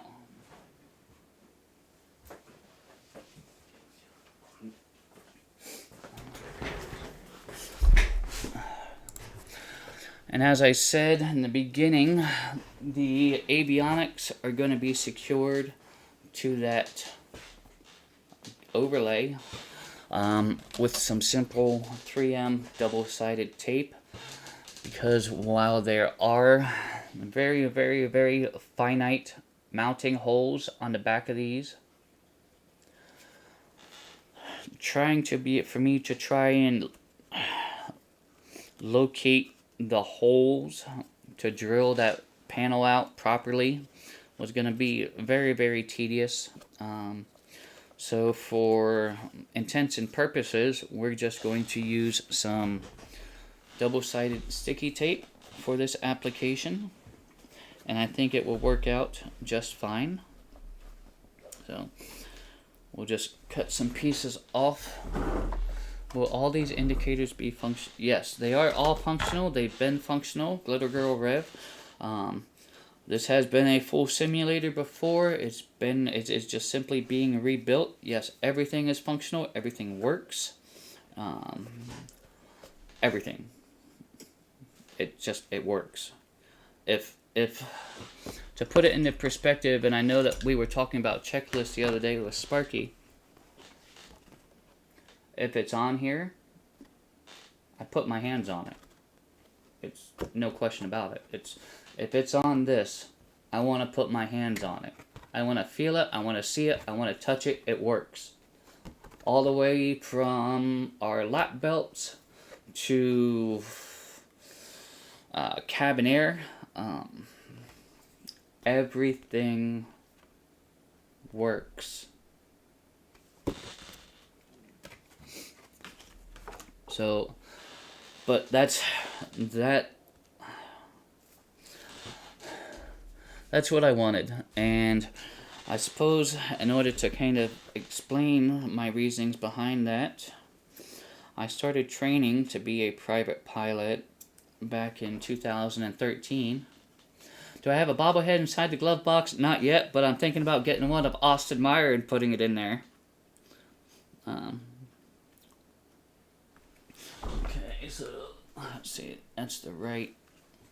Okay, so I'll put that piece right there.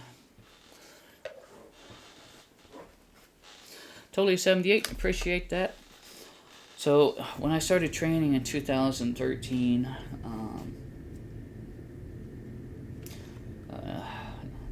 I lost my parents at a very, very young age. There was nobody there for me really. I was on my own since I was 18, 17.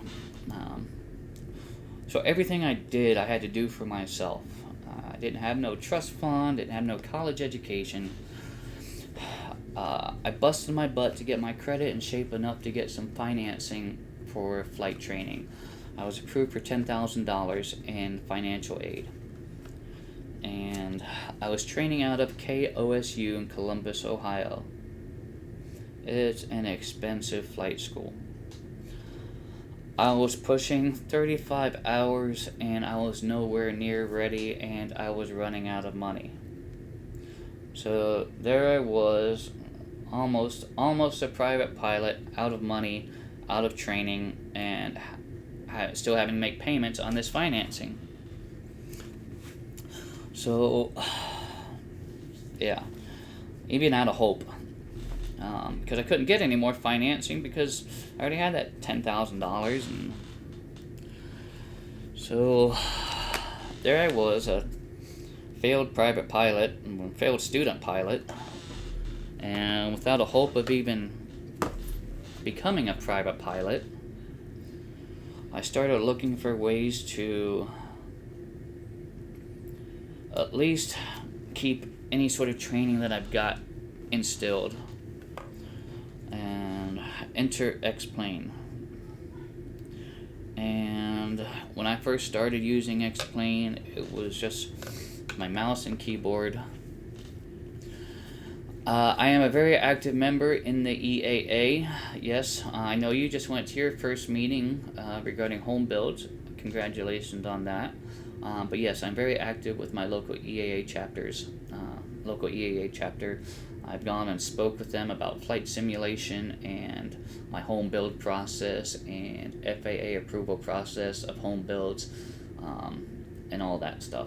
So, yeah. Um, Good to hear. Good to hear. Glitter Girl Rep. So the more I lost hope of becoming a private pilot, the more crazy I went with trying to make things as realistic as possible for me. So that's when I set out to build one of the most realistic GA flight simulators that I could with the knowledge and money that I had. And I did. I mean, I did. I know some of you have seen it in the previous version. It worked, and it was great. It still was. And it's going to be even better.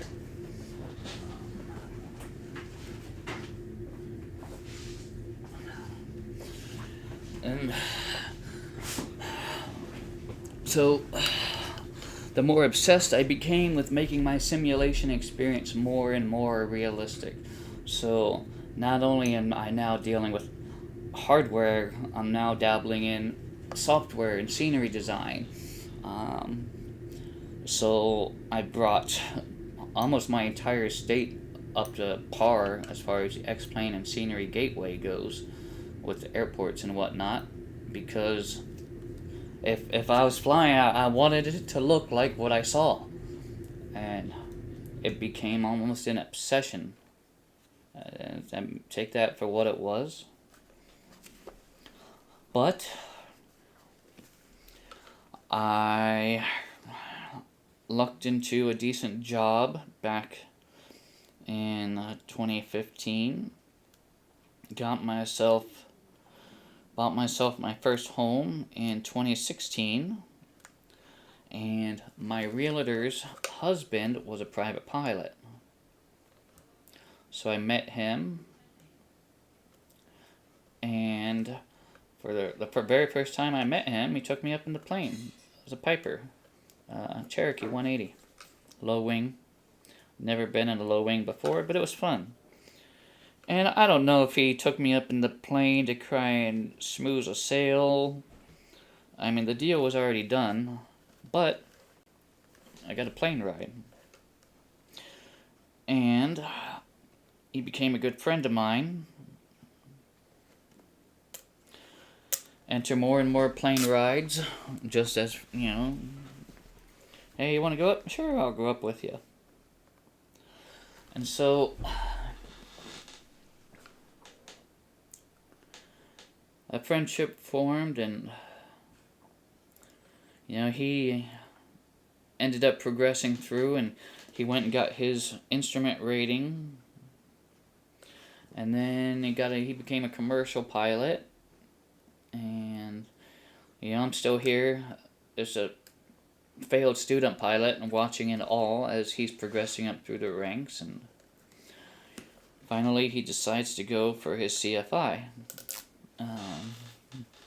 And becomes an instructor.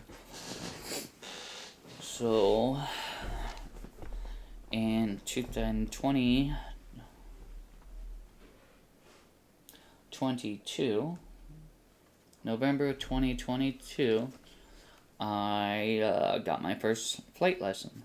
My second first flight lesson. I got back up in the air as a student pilot.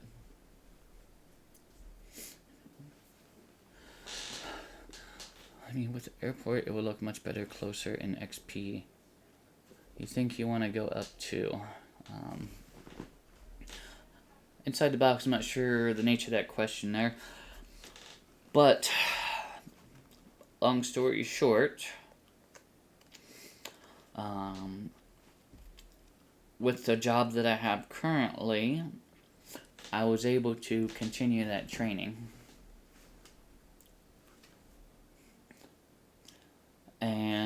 July of 2023, on the 14th, I became a private pilot.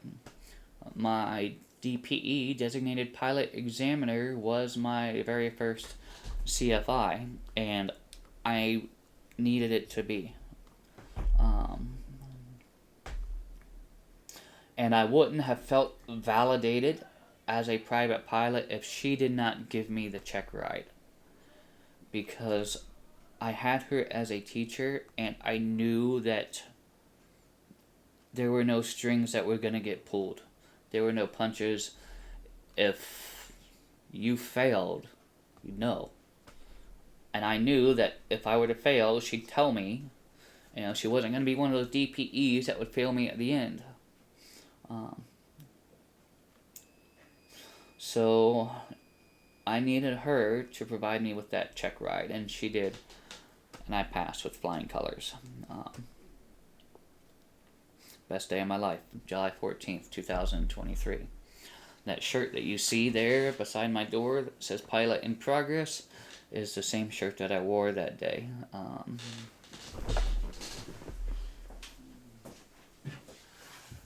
And you can see what's no longer in the back of it. And I never had that tradition happen in my first solo. So, my shirt tail that's hanging at the airport, it says, it has the date of my first solo, the date of my second solo, and the date of my private pilot examination. It's hanging there in a hanger, and I can't help but, I don't know, it's gleam every time I walk in there and see that. It's by far one of my greatest personal accomplishments ever. And ideally, I would like to at least get through my instrument rating and pursue a tailwheel endorsement.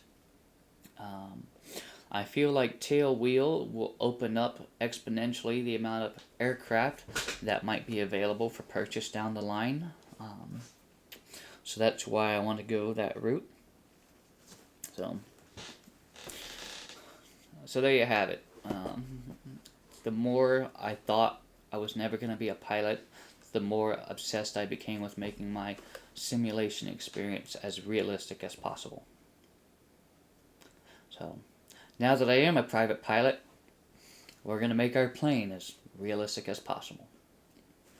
So we've got our sticky tape on our new GTN 650 Hawker. We decided on the 650, not the 750. The 650 will work out just fine. So let's throw this in there, and then we'll come back and set up the 430. Here's Games, thank you so much. Totally 78, I appreciate that sentiment. Thank you so much. It is a huge amount of work. It really, really is. And I'll be honest, if it wasn't for you all, if it wasn't for the flight simulation community, I probably wouldn't have been ready when I was. Several of you, and I'm not going to say who, but have offered and provided me several mock oral examinations and mock check rides. And without the help from you all, I don't know if I would have passed that oral or that, that air work portion. So I have to thank you. I have to thank you all. This has been a great tool. Twitch has been a great tool. Discord's been a great tool to kind of connect everything. So I owe you guys for that. Let's go throw this in. It really is the best, Hawker. It's very, very friendly.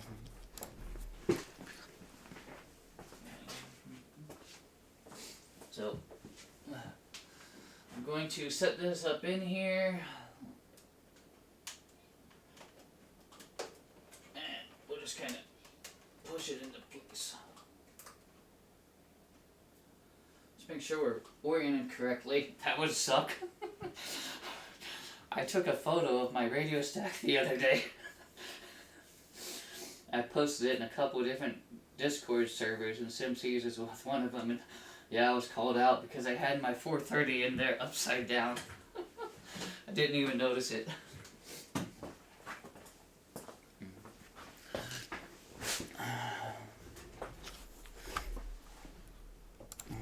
Alright, the 650 is in place. Let's get our 430 prepped.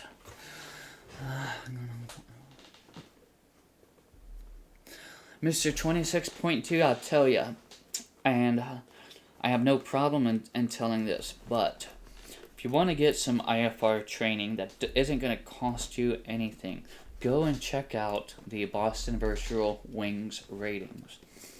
If you want to pay a little bit money and get some even more in-depth training, go and run the Cat and I rating series on Pilot Edge. I mean, those two, the I ratings and the wings ratings, I've learned so much about instrument flying and chart reading to a point where I had a double I give me a mock oral for the instrument portion of the check ride, and I passed. Without any formal instrument training, I passed the oral portion of the mock instrument check ride. So, okay, it's up there, it's up there. I'm gonna put some tape on the sides of this thing.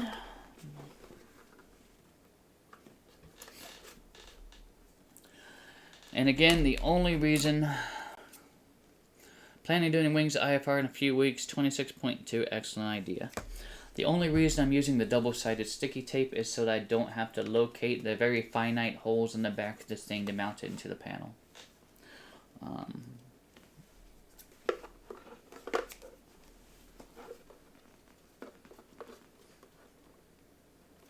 So we'll use that length there.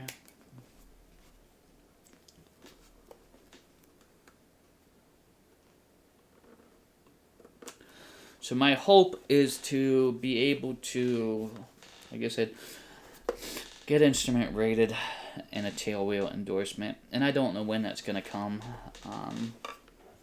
Right now, I'm waiting on the CFI, my realtor's husband I was telling you about, his name's, well, I'm just going to call it, it's Sparks Fly LLC. We're based out of Fort Indian Niner. I'm not going to go into his actual name, but his son recently became a CMEI, and once he gets his double I, I'm hoping that he'll have the time to provide me that instrument training. Very cool build. Thanks for sharing progress. I see the TV is much larger than what I can see from the current view of the frame. How will it sit? And Booms1, good question. I'm going to just... I realize I'm going to have to do it a bit differently, and I'll explain to that here just shortly. I would probably say a few four-letter words if I had to locate this. Yeah, exactly, Hawker, exactly.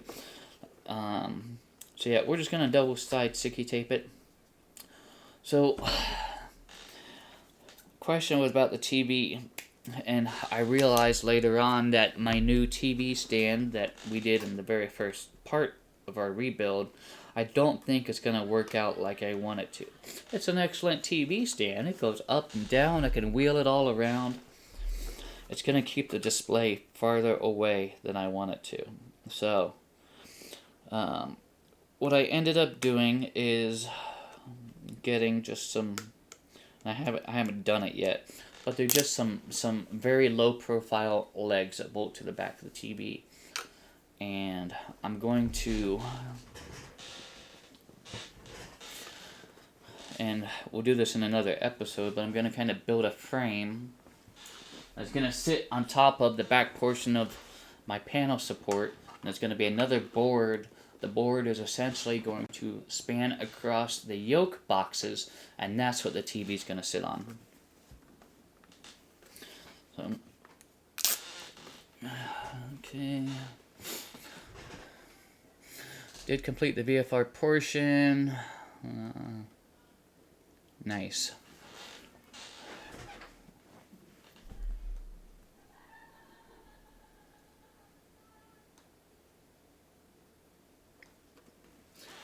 You know, it's a good idea, Glitter Girl. I never thought about putting toothpicks in there. That's alright. See, that's what I love about y'all. You all have different ideas. That's great.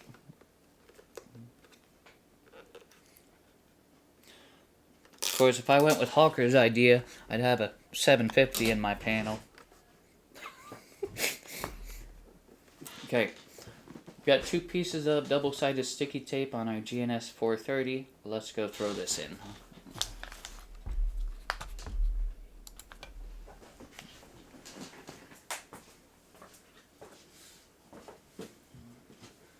And that's going to come up. Let's make sure we are oriented correctly, and we are.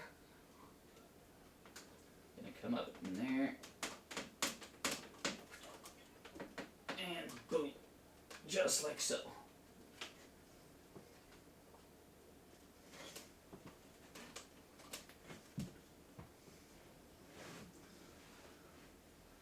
Yeah, that looks good.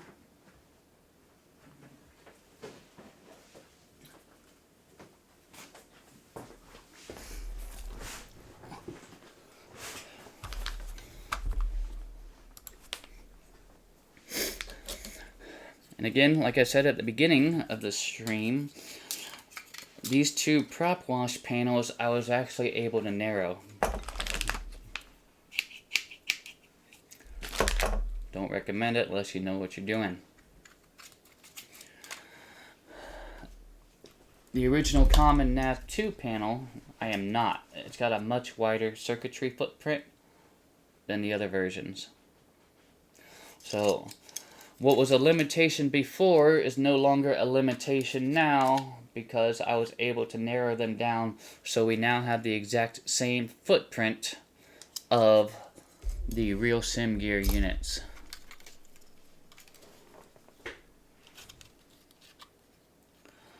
So we'll get our distance and ground speed panel mounted, and these are going to get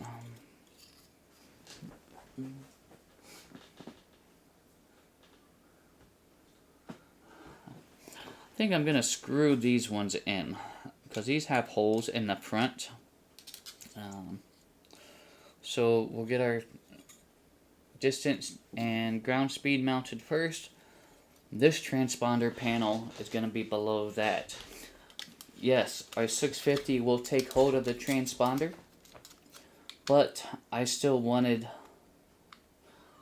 this type of transponder panel as well. Downwind Sim, hello, welcome on in, my friend. Because, and this is a technical part that I'm not entirely sure just yet. Just because the 650 can take hold of the transponder, I don't think it itself is a transponder. So, I still wanted the transponder panel. So I can access this from the 650. But we still need a transponder in the plane, yeah? So that's what we're going to do. So let's head back to our airframe and get these 2 panels screwed in place and see how we're looking.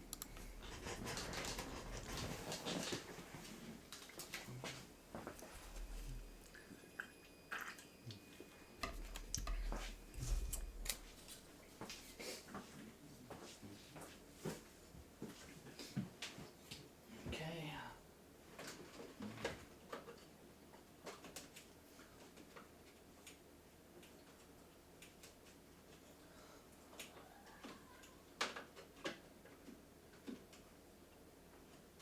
I want to make sure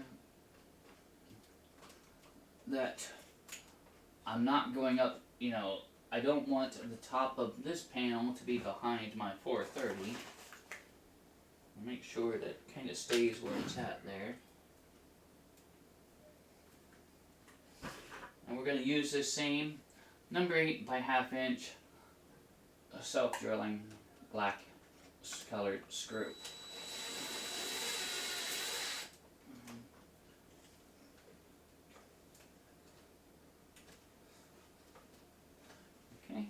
one.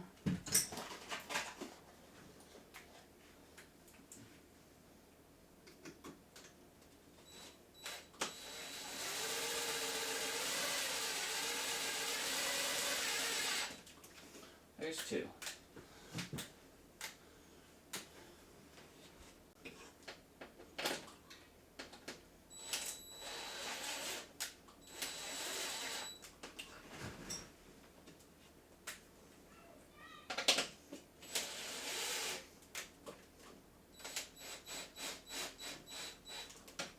Okay, it's in there.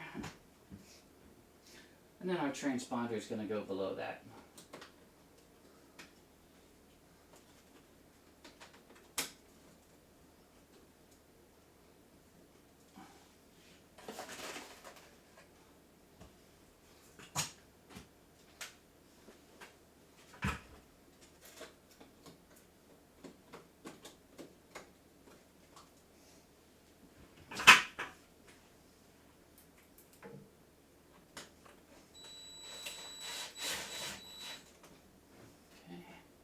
Here's one.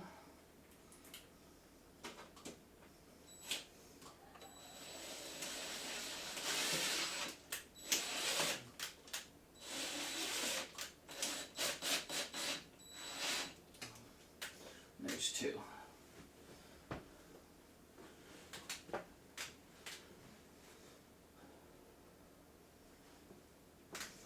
Yeah, it's looking good. Audio panel, GNF 650, 430, transponder, or ground speed and transponder. Our autopilot's going to go in next. It's going to go right there.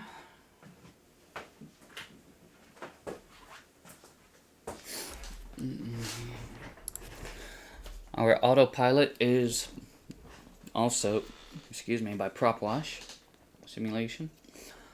It does have that wider footprint to it, but I'm not worried about narrowing this one because we have that real estate available on top of our G5s.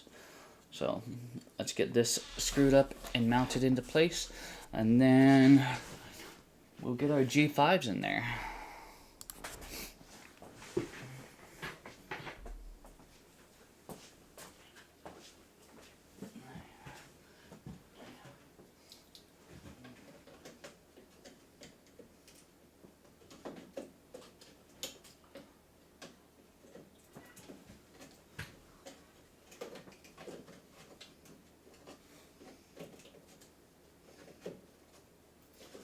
Oh, and I didn't cut this one wide enough. The front panel I did, but the back panel I did not. Okay, let's see here.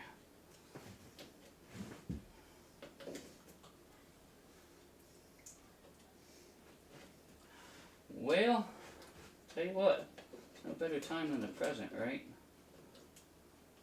I might just have to do this. Okay. So I'm going to pull this whole overlay back off this right hand side because I'm going to have to open this up. And I'll show you what I mean here.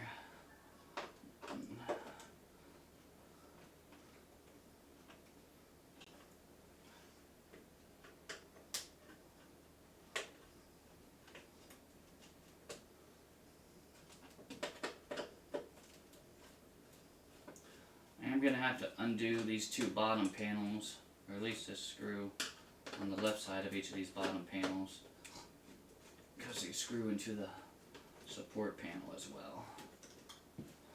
Alright, 1, 2, 3, 4.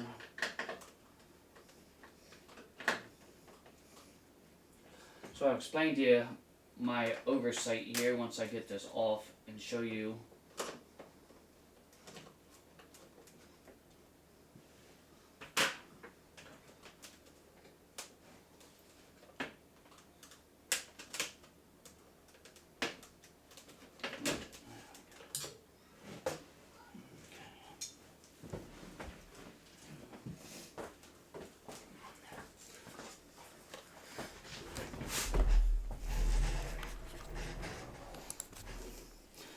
when I cut this panel out here, the panel is a 3/16 inch thick, and it slides actually kind of in this relief here.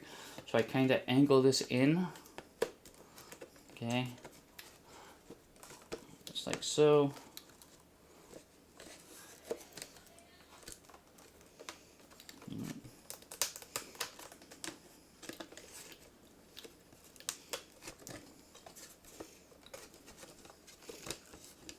And then slide it over. Okay. But I didn't take into account for the support panel, so I have to widen the left side of that just a bit. So let's do that. Let me go grab. I'm just gonna go, well, actually, I'm gonna screw this into place now, directly onto here. That way it'll kind of give me an idea as to where I need to make my cuts at. So I need these 2 screws, this gun thing.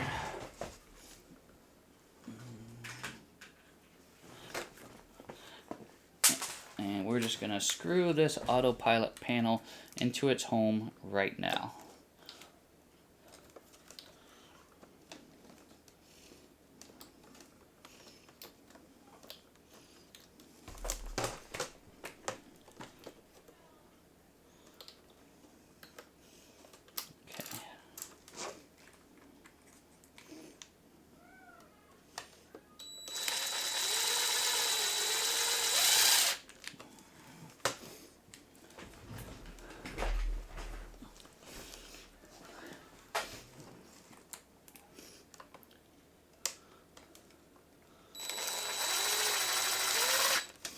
Alright,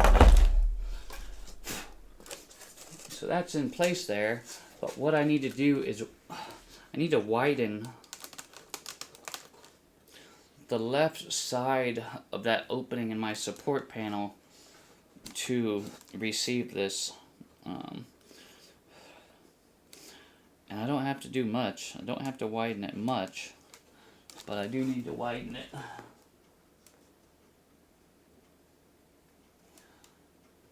So let me go and grab. How do I want to do that? On a jigsaw? Yep, we're gonna jigsaw it right there up while it's mounted in there. So let me go grab the jigsaw and extension cord, and we'll get her done. Hawker 125, thank you for coming in, my friend. Thank you so much. Always a pleasure hanging out. You have yourself a wonderful night, and take care. We'll see you next time.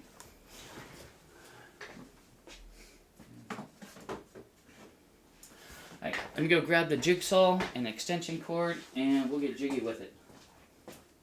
I'm going to grab the shop vac too, so I can shop vac the shavings as well as we do this.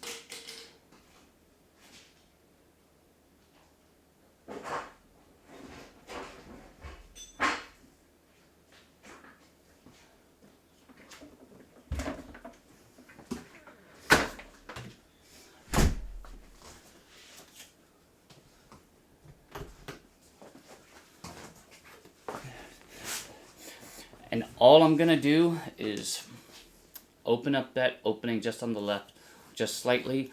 And so I'm going to be sawing and vacuuming at the same time to try to keep dust down to a minimum. It might be a bit noisy, but it shouldn't take too long.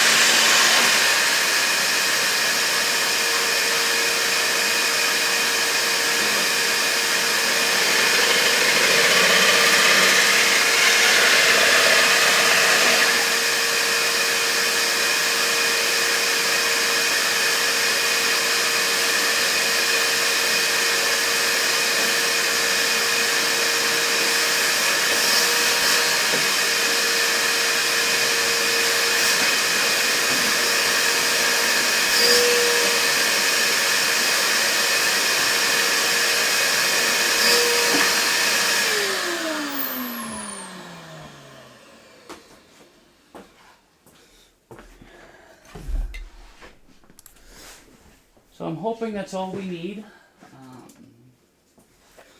Remember, I just needed to open up that left side just a little bit, you know, to receive that left part of that autopilot. Sparky Pilot, welcome on in. 1 year. Wow, 1 year. Time flies. Thank you so much. Your resubscription to the channel, your continued support to the channel does mean a lot to me. Greatly appreciate it. And I hope you're doing well and that your day went well. Welcome on in. So now that that's done, let's go and see if this will now, this whole thing fits in there. Oops, didn't mean to drop you.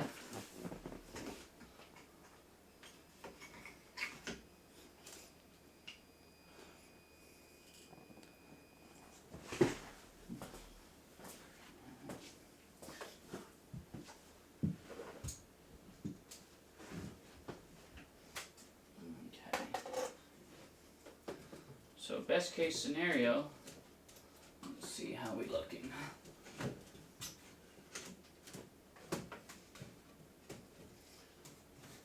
Well, we're good to the left. I need to open a bit more to the right for the USB connector.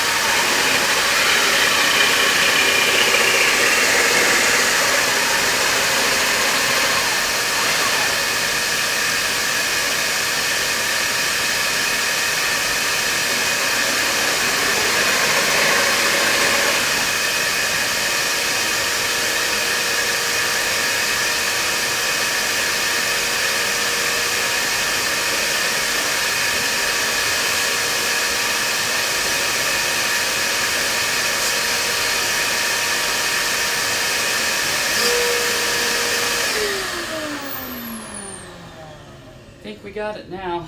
Let's see how this fits.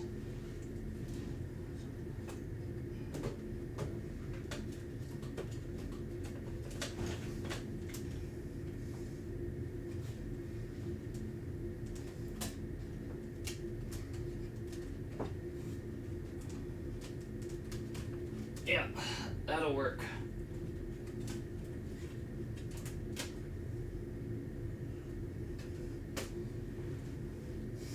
And then what I'm gonna do while I have this off,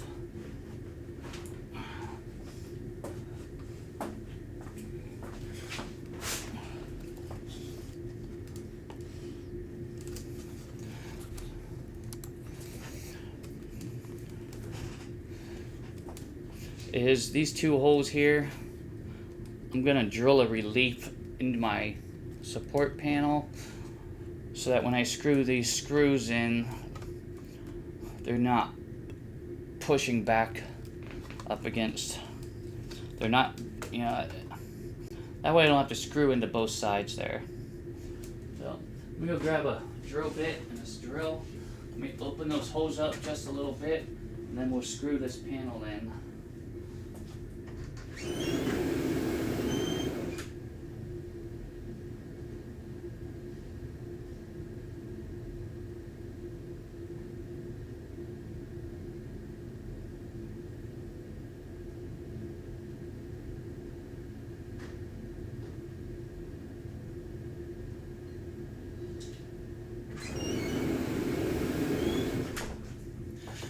And all I'm doing here is providing a relief for those screws to recess down into the sub panel there.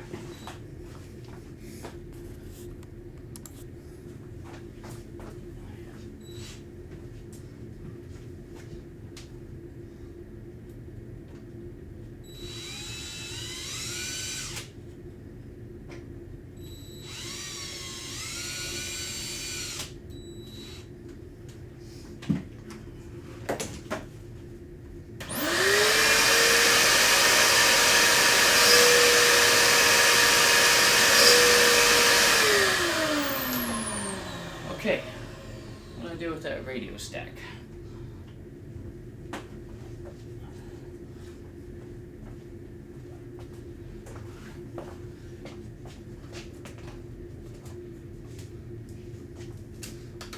See how this sits in here now.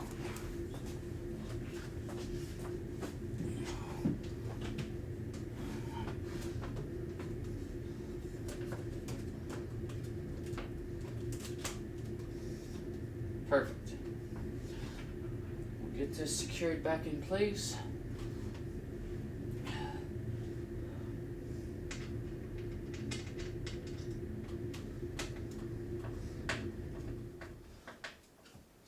I am going to change these out with black screws. I have them somewhere. I don't know where they're at right now.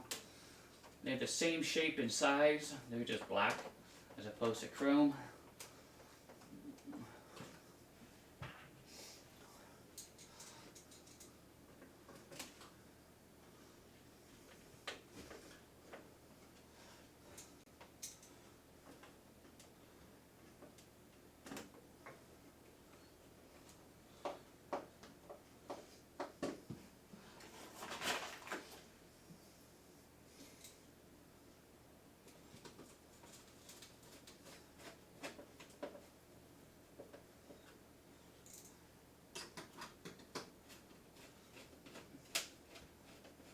There it is. Beautiful. Audio panel, 650, 430, DME ground speed, transponder, autopilot. We have 1, 2, 3, 4 holes left.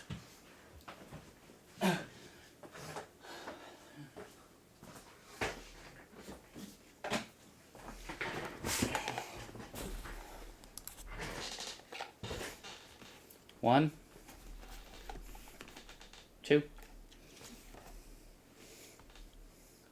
3, 4. Isn't it cute? My little ELT. Alright. I'm going to do the same thing. We're going to double-side sticky tape these. I'm going to take a piece like this.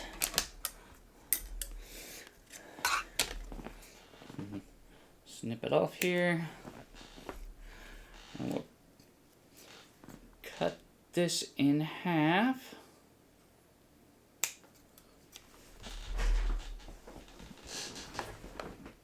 It is a cute little rocker switch, isn't it? And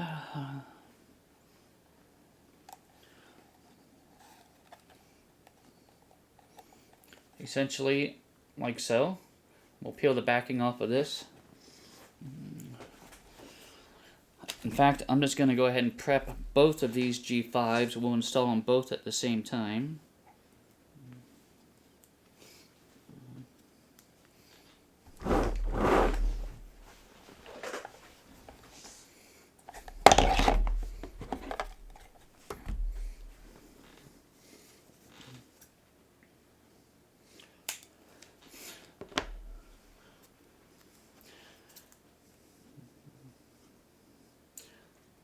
So I'm taking this 1/2" double-sided sticky tape and I'm slicing it in half. Where I've got 2 1/4" pieces.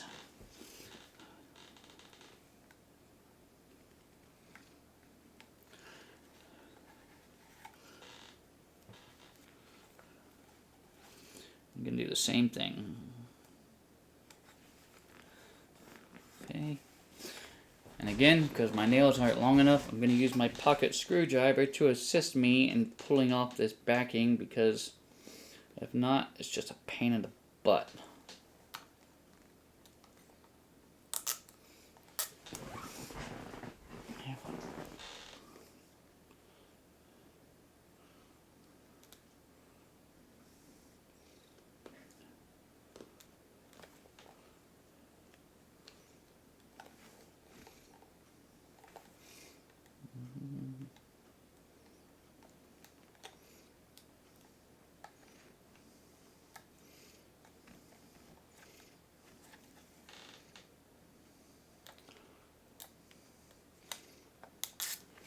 Alright, there's one ready to go. Set that right there for now. We'll get this one ready to go.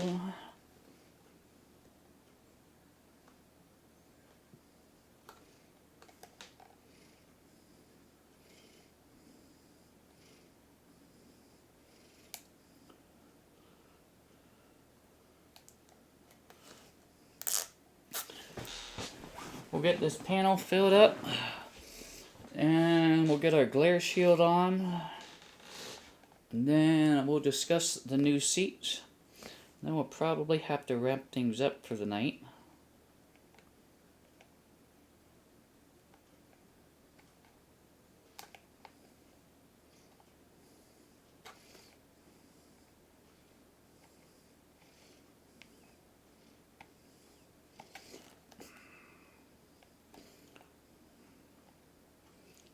It's just a pain in the butt.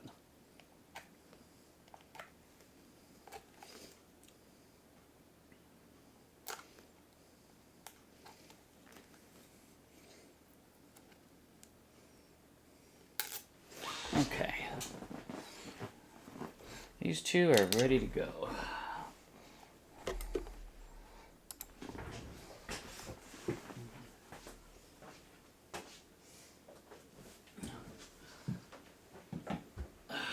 Make sure we oriented correctly. We are. We're going to come in here just like so. That's not going anywhere. Same deal. You come in here just like so.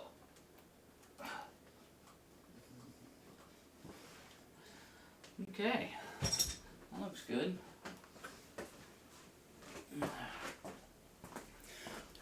We're going to take our hobs and our EOT. We'll go ahead and throw these in.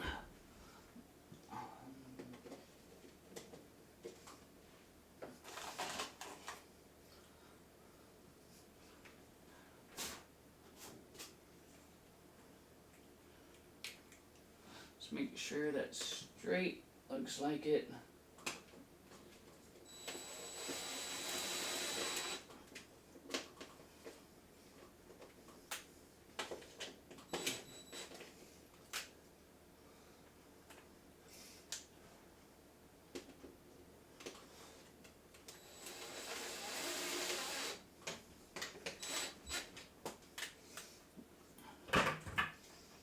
Okay.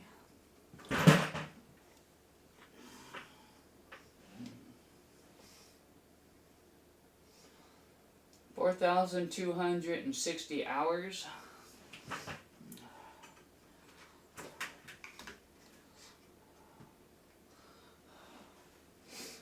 Those are close to my actual X-plane hours based on the logbook.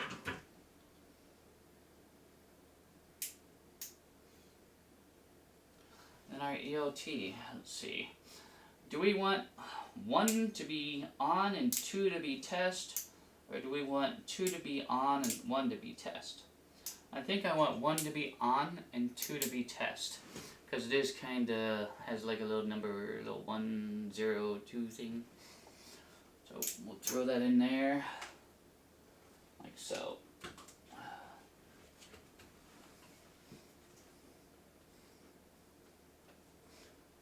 Yeah. I think that looks good.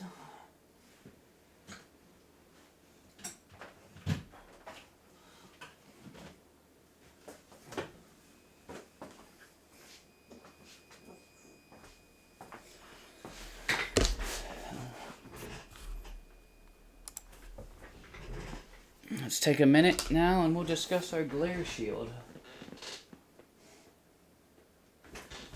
Oh, my switch is a little bit crooked there. That looks better.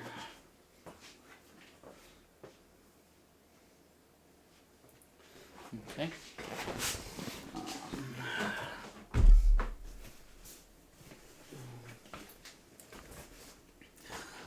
My glare shield is essentially 1-inch high density foam that I wrapped with fall vinyl leather stuff. Used a fabric glue, just kind of spray it. This was my previous glare shield. We are gonna repurpose it, reuse it. I'm gonna wipe it off real quick, but we're gonna have to shorten it a bit because it was for a 48-inch panel instead of a 41-inch panel. Not sure how much we're gonna have to shorten it just yet. The Hobbs meter starts counting anytime that the master switch is turned on. Your tachometer starts counting when the engine is running, but you're billed by your Hobbs meter generally if you're renting. So, you know, be diligent about that master switch. You know, when I'm doing my pre-flight, master on, all the lights on, pitot heat, go check them, check the stall horn, master off. And then I'll do the rest of my walk around. I'm not leaving that master on while I'm walking around the plane checking everything out. Master on, lights on, flaps down, pitot heat, check the stall horn, check the pitot heat, master off. Now, the underside, I've recessed. This was our neon lighting. This what lit up our panel, our glare shield. So I had the neon tubes. They kind of look like they're this. And I recessed them up in there and secured them with these zip strips that I can actually cut these tails off now.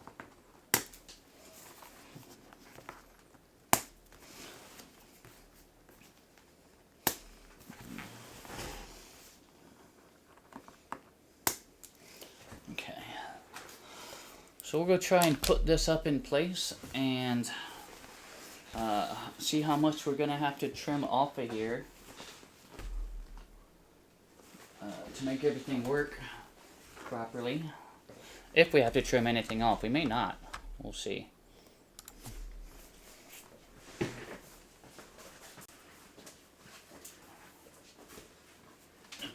And it essentially just kind of comes up and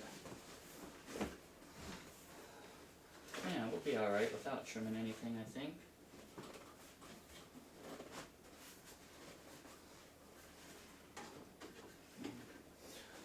But just kind of sandwiches down in between the panel and the frame here.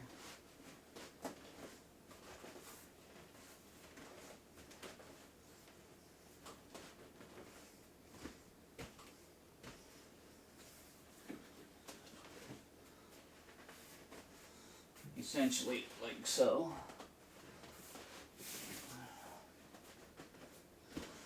I'll probably end up making a newer one that's deeper.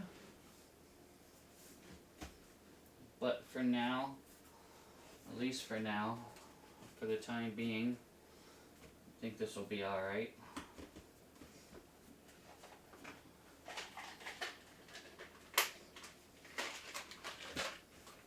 Set that there so it keeps some weight on it. So,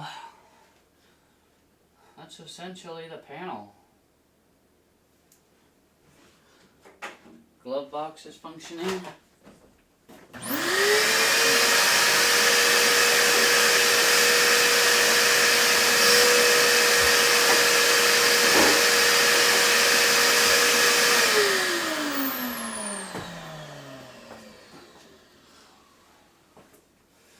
Okay. So we'll take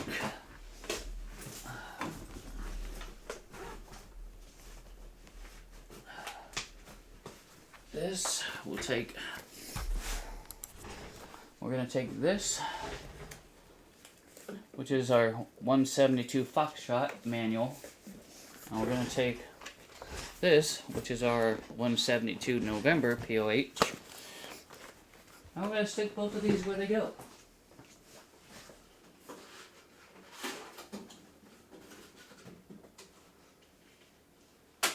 Yeah, how about that?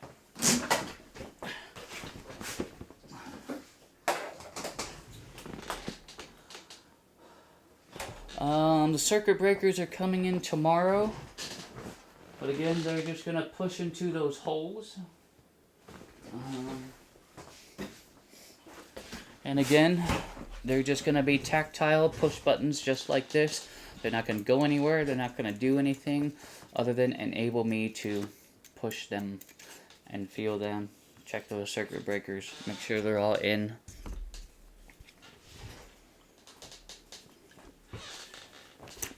I'm going to go grab another beverage. Give me just a second.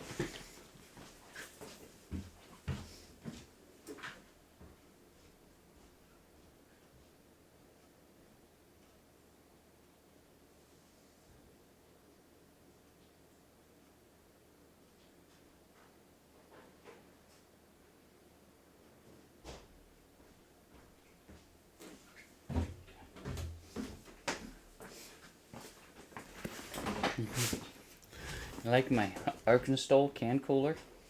How fast can you go slow? Arkansas is one of my favorite real world stove competitions that happens every year. I did develop scenery for it, for the competition. I've worked with the real world event coordinators. Some of them are good friends of mine. Always a fun time. And that happens in September every year. Started back in 2020.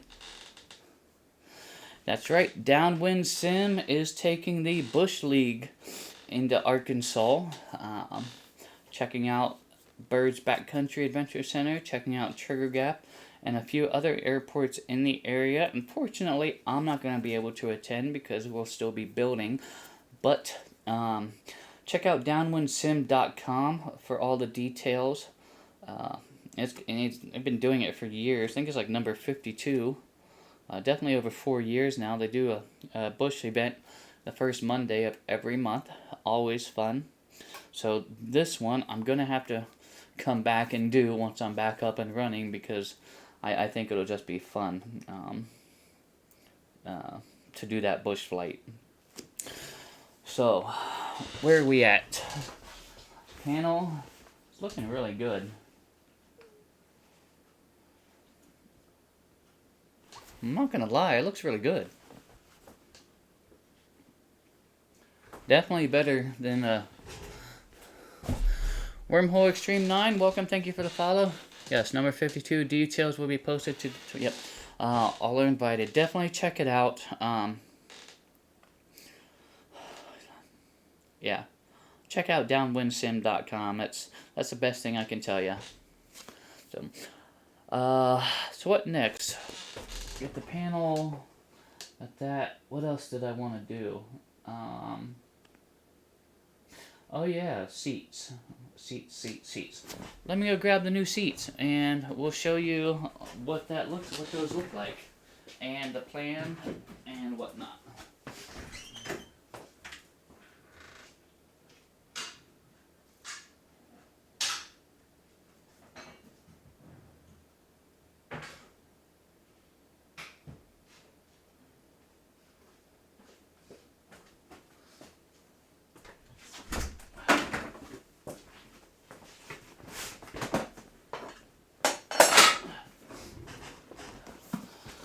These are my new 172 seats. No, they're not from a real 172. These are actually boat seats. But surprisingly, they have the exact same footprint that I need in regards to depth of the seat cushion, width of the seat cushion, and height of the seat back. It's the exact same size of the Cessna 172 seat. That's what I needed. However, they come with a 5x5 bolt pattern on the bottom. It's a 5x5 square, okay? And what I did is, thus far, and I'm still I'm still in the design phase on this. So I'll tell you where I'm at, and that's about all I can do because I'm still trying to figure out how I'm going to implement everything on the seat base. What I've decided to do thus far, though, is I got some of this stuff called square metal with holes in it. Actually, I think it's called perforated steel tubing. It's called square metal with holes in it. The seats did come with their own mounting hardware, but unfortunately, they wasn't long enough to go through both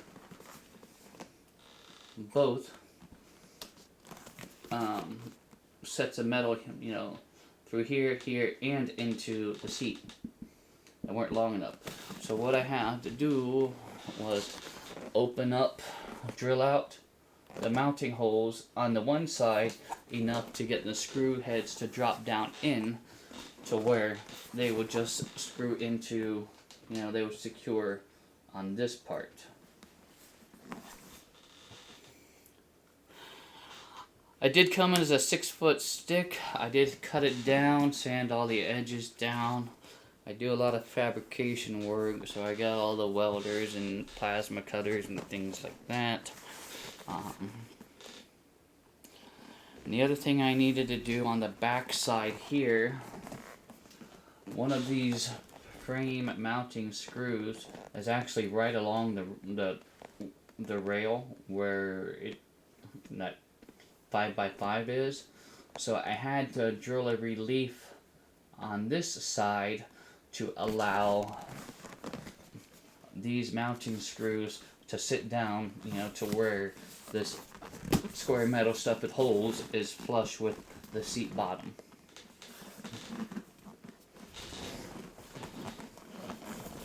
It's nice because I'll be able to fold the passenger seat forward when not in use and set my pizza right here, or my coffee, my flight bag right here, whatever the case may be. Plus, it'll give you all a bit better visual out the back window because that passenger seat won't be right there either. So that'll be a nice feature. But how am I going to mount these things? Well, one thing I know I wanted was the ability to slide the seat forward and backward. Enter these universal seat tracks, seat sliders from Amazon.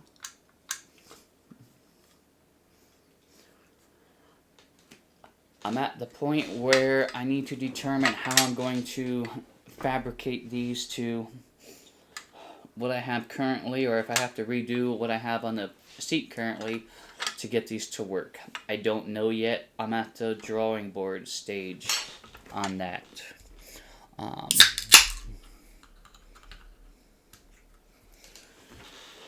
But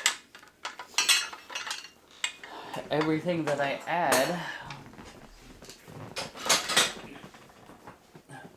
everything that I add to here, I need to take these stacked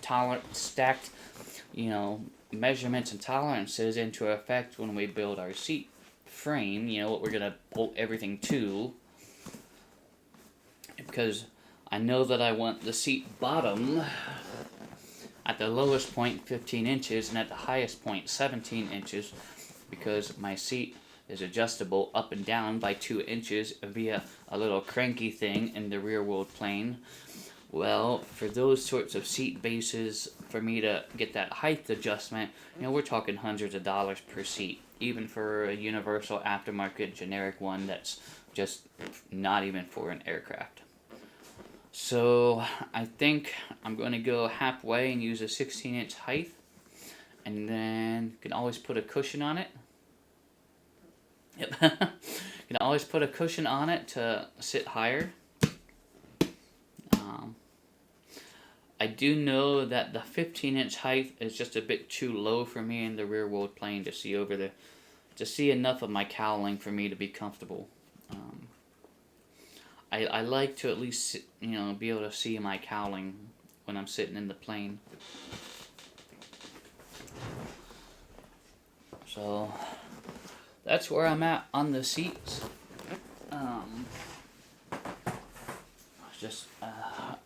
Just a matter of me figuring out how I want to fabricate those or get those things mounted. I'm just not sure yet. Not sure how I'm gonna do that. Since we did have to redo our panel, we are going to get a new placard set. This is a trainer. I try to keep everything as FAA specific as I can. Let's see. Placard kits come from a company called Screaming Aerographics. They are down in Florida, but they have FAA approved placards for just about, any aircraft that you might want. Some are a bit more pricier than others. But for us, the Cessna 172, 170, 175 placard kit, it's about $60. I mean, it's not terrible. Let's see.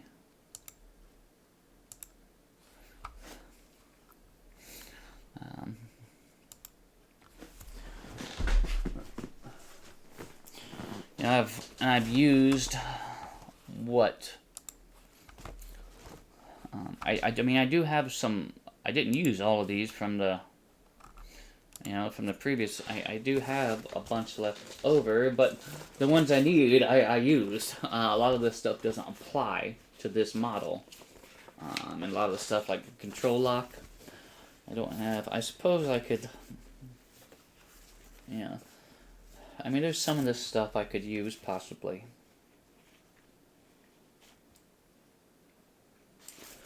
But I think I'm just gonna order a new one.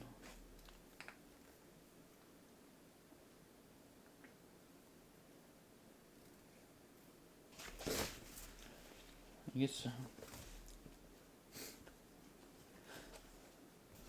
some of those I didn't know it had even. It's good to know. So that's where the placards come from. Screaming Aerographics. Not a bad price, I don't think, for everything that you get, but you're not going to use everything that you get. So keep that in mind if you decide to go down that road. I think that's about as far as I've planned and where I'm at.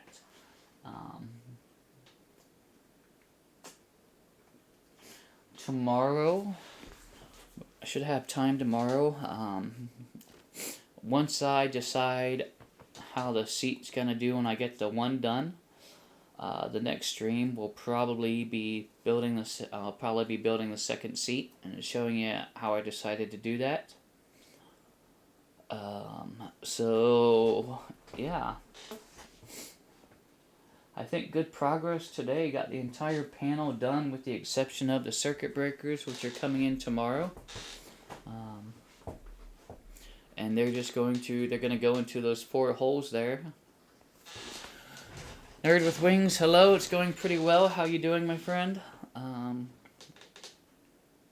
Just kind of sitting here winding down, discussing the next steps in the 172 Foxtrot build.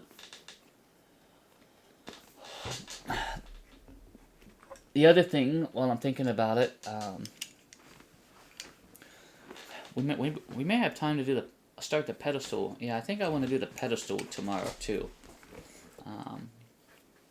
Doing good. Just got off work. Started a new job. Congratulations on the new employment. Our pedestal, however, is going to be 6 inches wide. And again, we're going to run into an issue where the existing hardware is just a bit too wide. So my fuel selector panel is pushing 7¼ inches.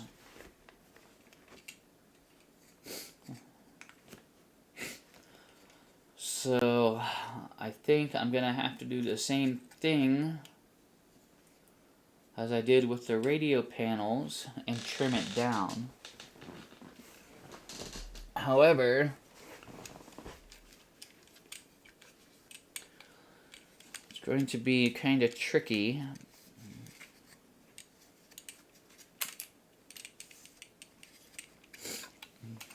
Because I can't really take this apart. And this is not necessarily steel. I mean, this is... I want to say it's the same material as a printed circuit board, just that wafer board type stuff. So I'd probably have to trim 5/8, is that right? 5/8 off of each end to shave that 1¼ inch. See, half and half is 1. 1/4 is 2/8, so 4. Yeah, 5/8 off each end. Which, if we look at the back of it, you know, it's kind of hard to see, but some of the circuitry is actually, you know, it's in the board here, but there's nothing, you know, out here on the ends. So we should be able to trim this down enough, but what that's going to do is it's going to remove this laser etched left 26.5 gallon marking, which is 8 gallons more per wing than what my plane holds anyway. But that's alright, because you know what we'll have? We will have, either from this set or the new set they order, this new fuel placard with 19 gallons.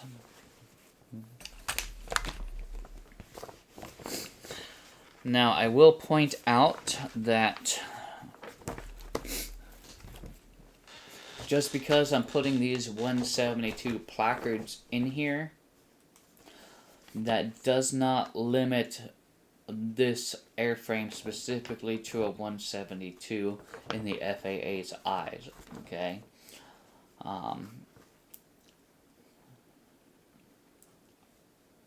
If the setup is approved, then it doesn't, and then, you know, load whatever plane that I want in there once the setup is approved. And so just because the placards reflect the 172 Foxtrot information, it's not gonna matter if we load a Beechcraft or a Piper or a Seneca in there. You know, if someone wants to come and train using one of those flight models, it's just the numbers are gonna be off, but that's not gonna matter in the FAA's eyes. The FAA, when it comes to ATD certification, the FAA, they don't care if you're using a home version of X-Plane or a professional version of X-Plane. They don't care if you're using a flat screen or a spherical display. I mean, it's a gimmick, but it's not a requirement that the FAA has. Okay? The FAA does want to make sure that your simulator does meet certain performance standards and specifications, and that it meets those standards and specifications every time. They want to know your testing, your write-ups, and that's where the dreaded AC61 series of documents is going to come into play. And we will dig deeper into that once we're all built and we go through that whole process. Because before I even submit a QAG to the FAA, which is it's a quality assurance guarantee, before I even propose them for a certification, you and I will go through and we will discuss AC 61-136 Bravo in depth completely. We'll go through and we'll make sure that everything that we have here that they need is there, all the way down to our instructor station, which is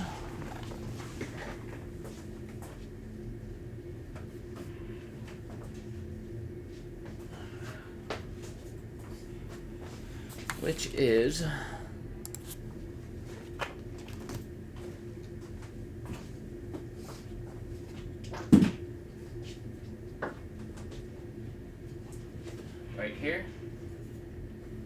This is our instructor station. Alright.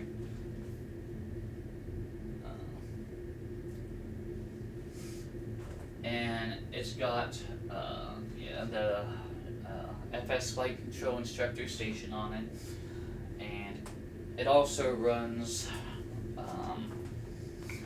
everything else that the simulator requires, as far as it hosts Air Manager, it hosts Active Sky when we use that. The only thing that my X-Plane computer runs is X-Plane and my flight control software, the Virtual Fly Hub. Everything else is networked, including our 430, our 650, our G5s. All of that comes from Air Manager and will come from Air Manager. The less resources that I have running on my X-Plane PC, considering we're rendering in almost 8K, the better my experience is. It increased drastically when I was able to offload the 430 from the X-Plane PC and move it over to Air Manager. Let me tell you how much of a blessing it is. Air Manager streams X-Plane 12 video. I can stream that 430 and 650 directly from Air Manager, X-Plane to Air Manager, to the 430 and 650 that are hooked up to the instructor PC. They don't even run through X-Plane. It's beautiful.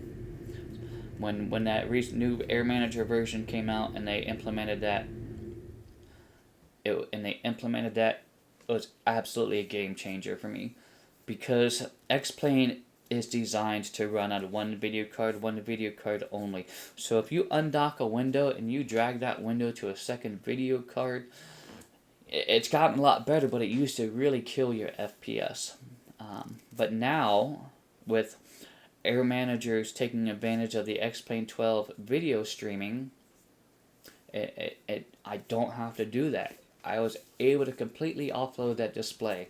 So now I'm down to one video card in my X-Plane PC, and it runs left, front, right, and it will run the rear display, which is going to be the very last thing we install, because we need this access for our seats and for the work and everything that we're doing right now.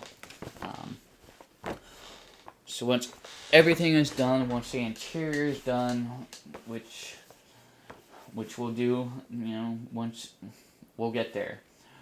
We'll get the seats and then the interior. Once all of that is done, the back display is going to be the last thing to go in. So, I think that's about where I'm at. I'll show you real quick how I kind of cleaned up the air vents. We take a look here. We'll come over here.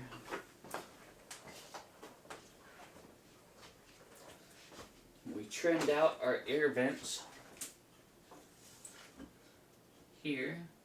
This is just a black donut gasket from the plumbing section, but it does kind of clean up the appearance a little bit from when it comes through our wood there. Our vent, or I guess would actually be the leading edge of the wing if you want to get technical about it.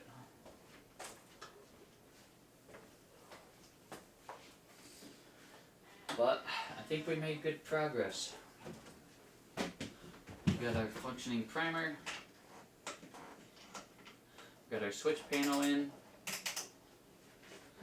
Our circuit breakers are going to go here. We got our parking brake in. Got our carb heat in. Throttle. Alt static. Prop. Mixture. Flappers. Anti-ice. Cabin air. Glove box. POHs. Hobs. ELT. Beep, beep, beep, beep. Autopilot, dual G5s, radio stack, and our steam panel. And then the provisions for the other circuit breakers there.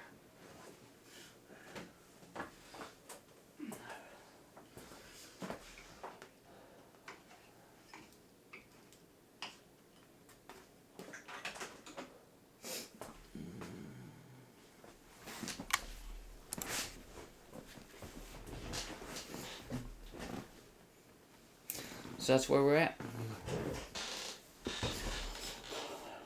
What time is it? Wow, it's tomorrow. Okay, I think I'm gonna wind things down, but hey, I do want to thank you all for coming in and hanging out for part 5 of our 172 Foxtrot rebuild. I think we got a lot done today. I really do. The door handles will be here tomorrow. I guess I'll show you those real quick. Yeah, I may as well. Let me pull this up real quick. And then I'll kind of tell you about what my plan is for those. Let's see. Orders. Gosh bless Amazon. Okay. Let's bring this up here. Arriving oh, I guess it is tomorrow. I was like, arriving today, they didn't show up today. But I guess it's now today when we started streaming yesterday. These are the new circuit breakers we're receiving. Again, they're just going to kind of go in. They're just going to go into the panel.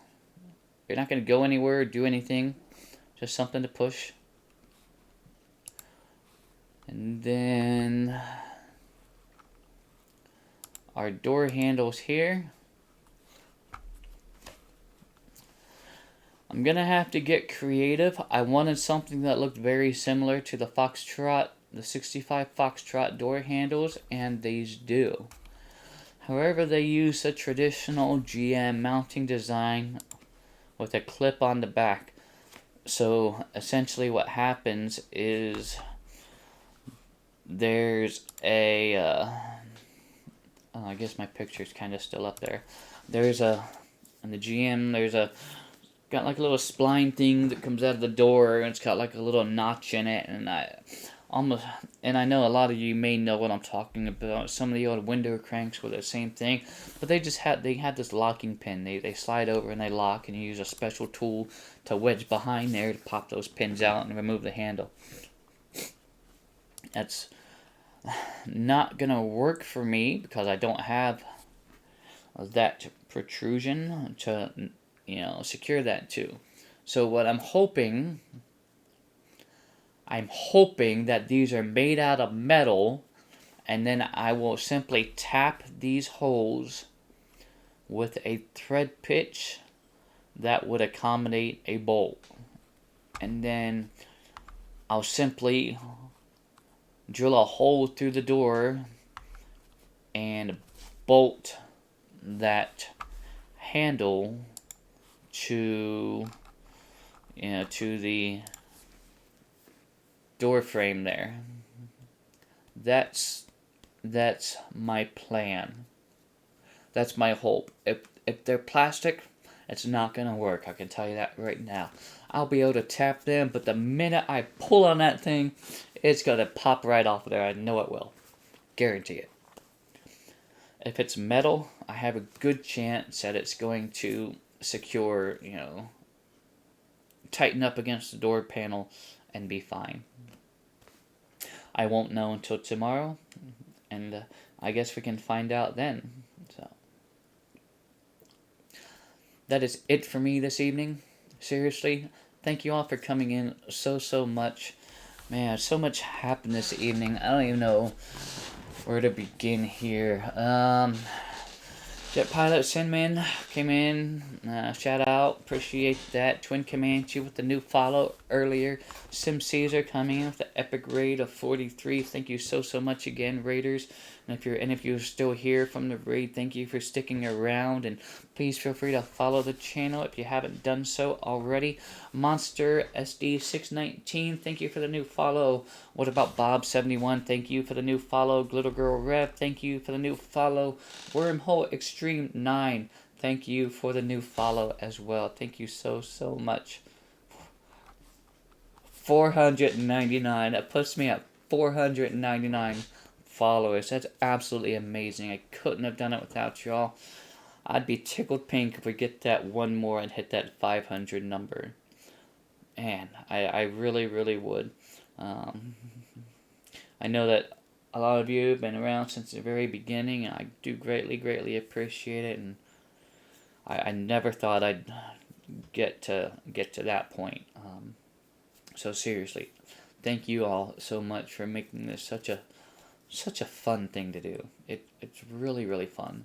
Not just the flying part, but even doing stuff like this is fun for me because it's different than what I normally do. Alright. Y'all take care and stay safe. Let's see if there's anybody on that we can go through and raid.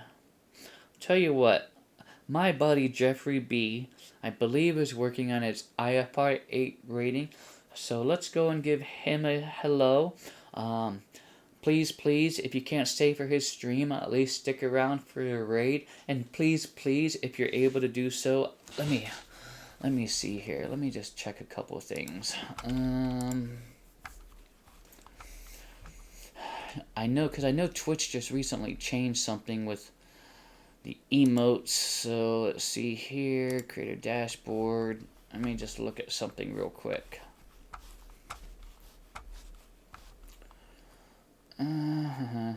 Streaming, that's not what I want. Oh, I'm gonna have to figure out where that is again now. Channel, brand.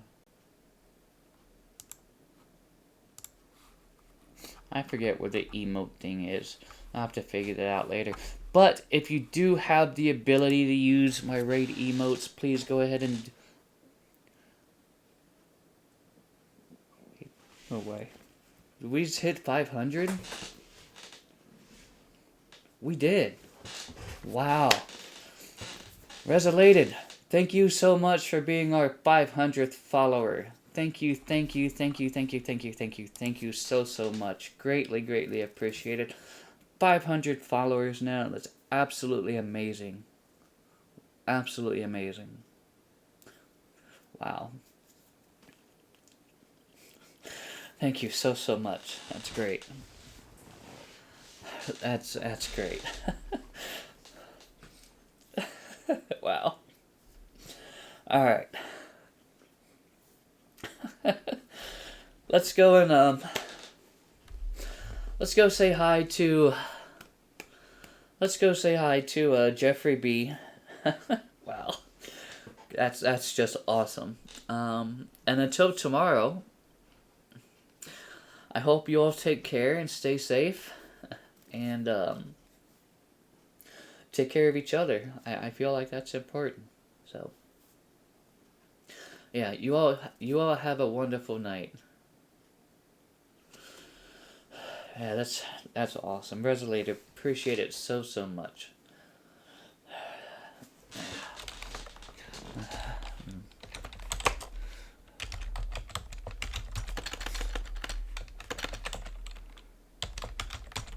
Let's see if I can do that. Let's see if this works.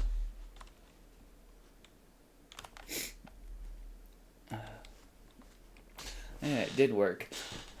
So, seriously, thank you so much. Alright. Have a great night, everyone. Take care. And we will see you tomorrow sometime. Hopefully with at least one seat built, and then we'll build a second one. Um, or we'll do the console, the pedestal. I mean, something. But have a great night, everyone. Let's go raid Jeffrey B. If you have the ability to use my raid emotes, please do so. I don't know what all the settings are just yet, but if not, please stick around for the raid, and we will see you next time. Take care, everyone.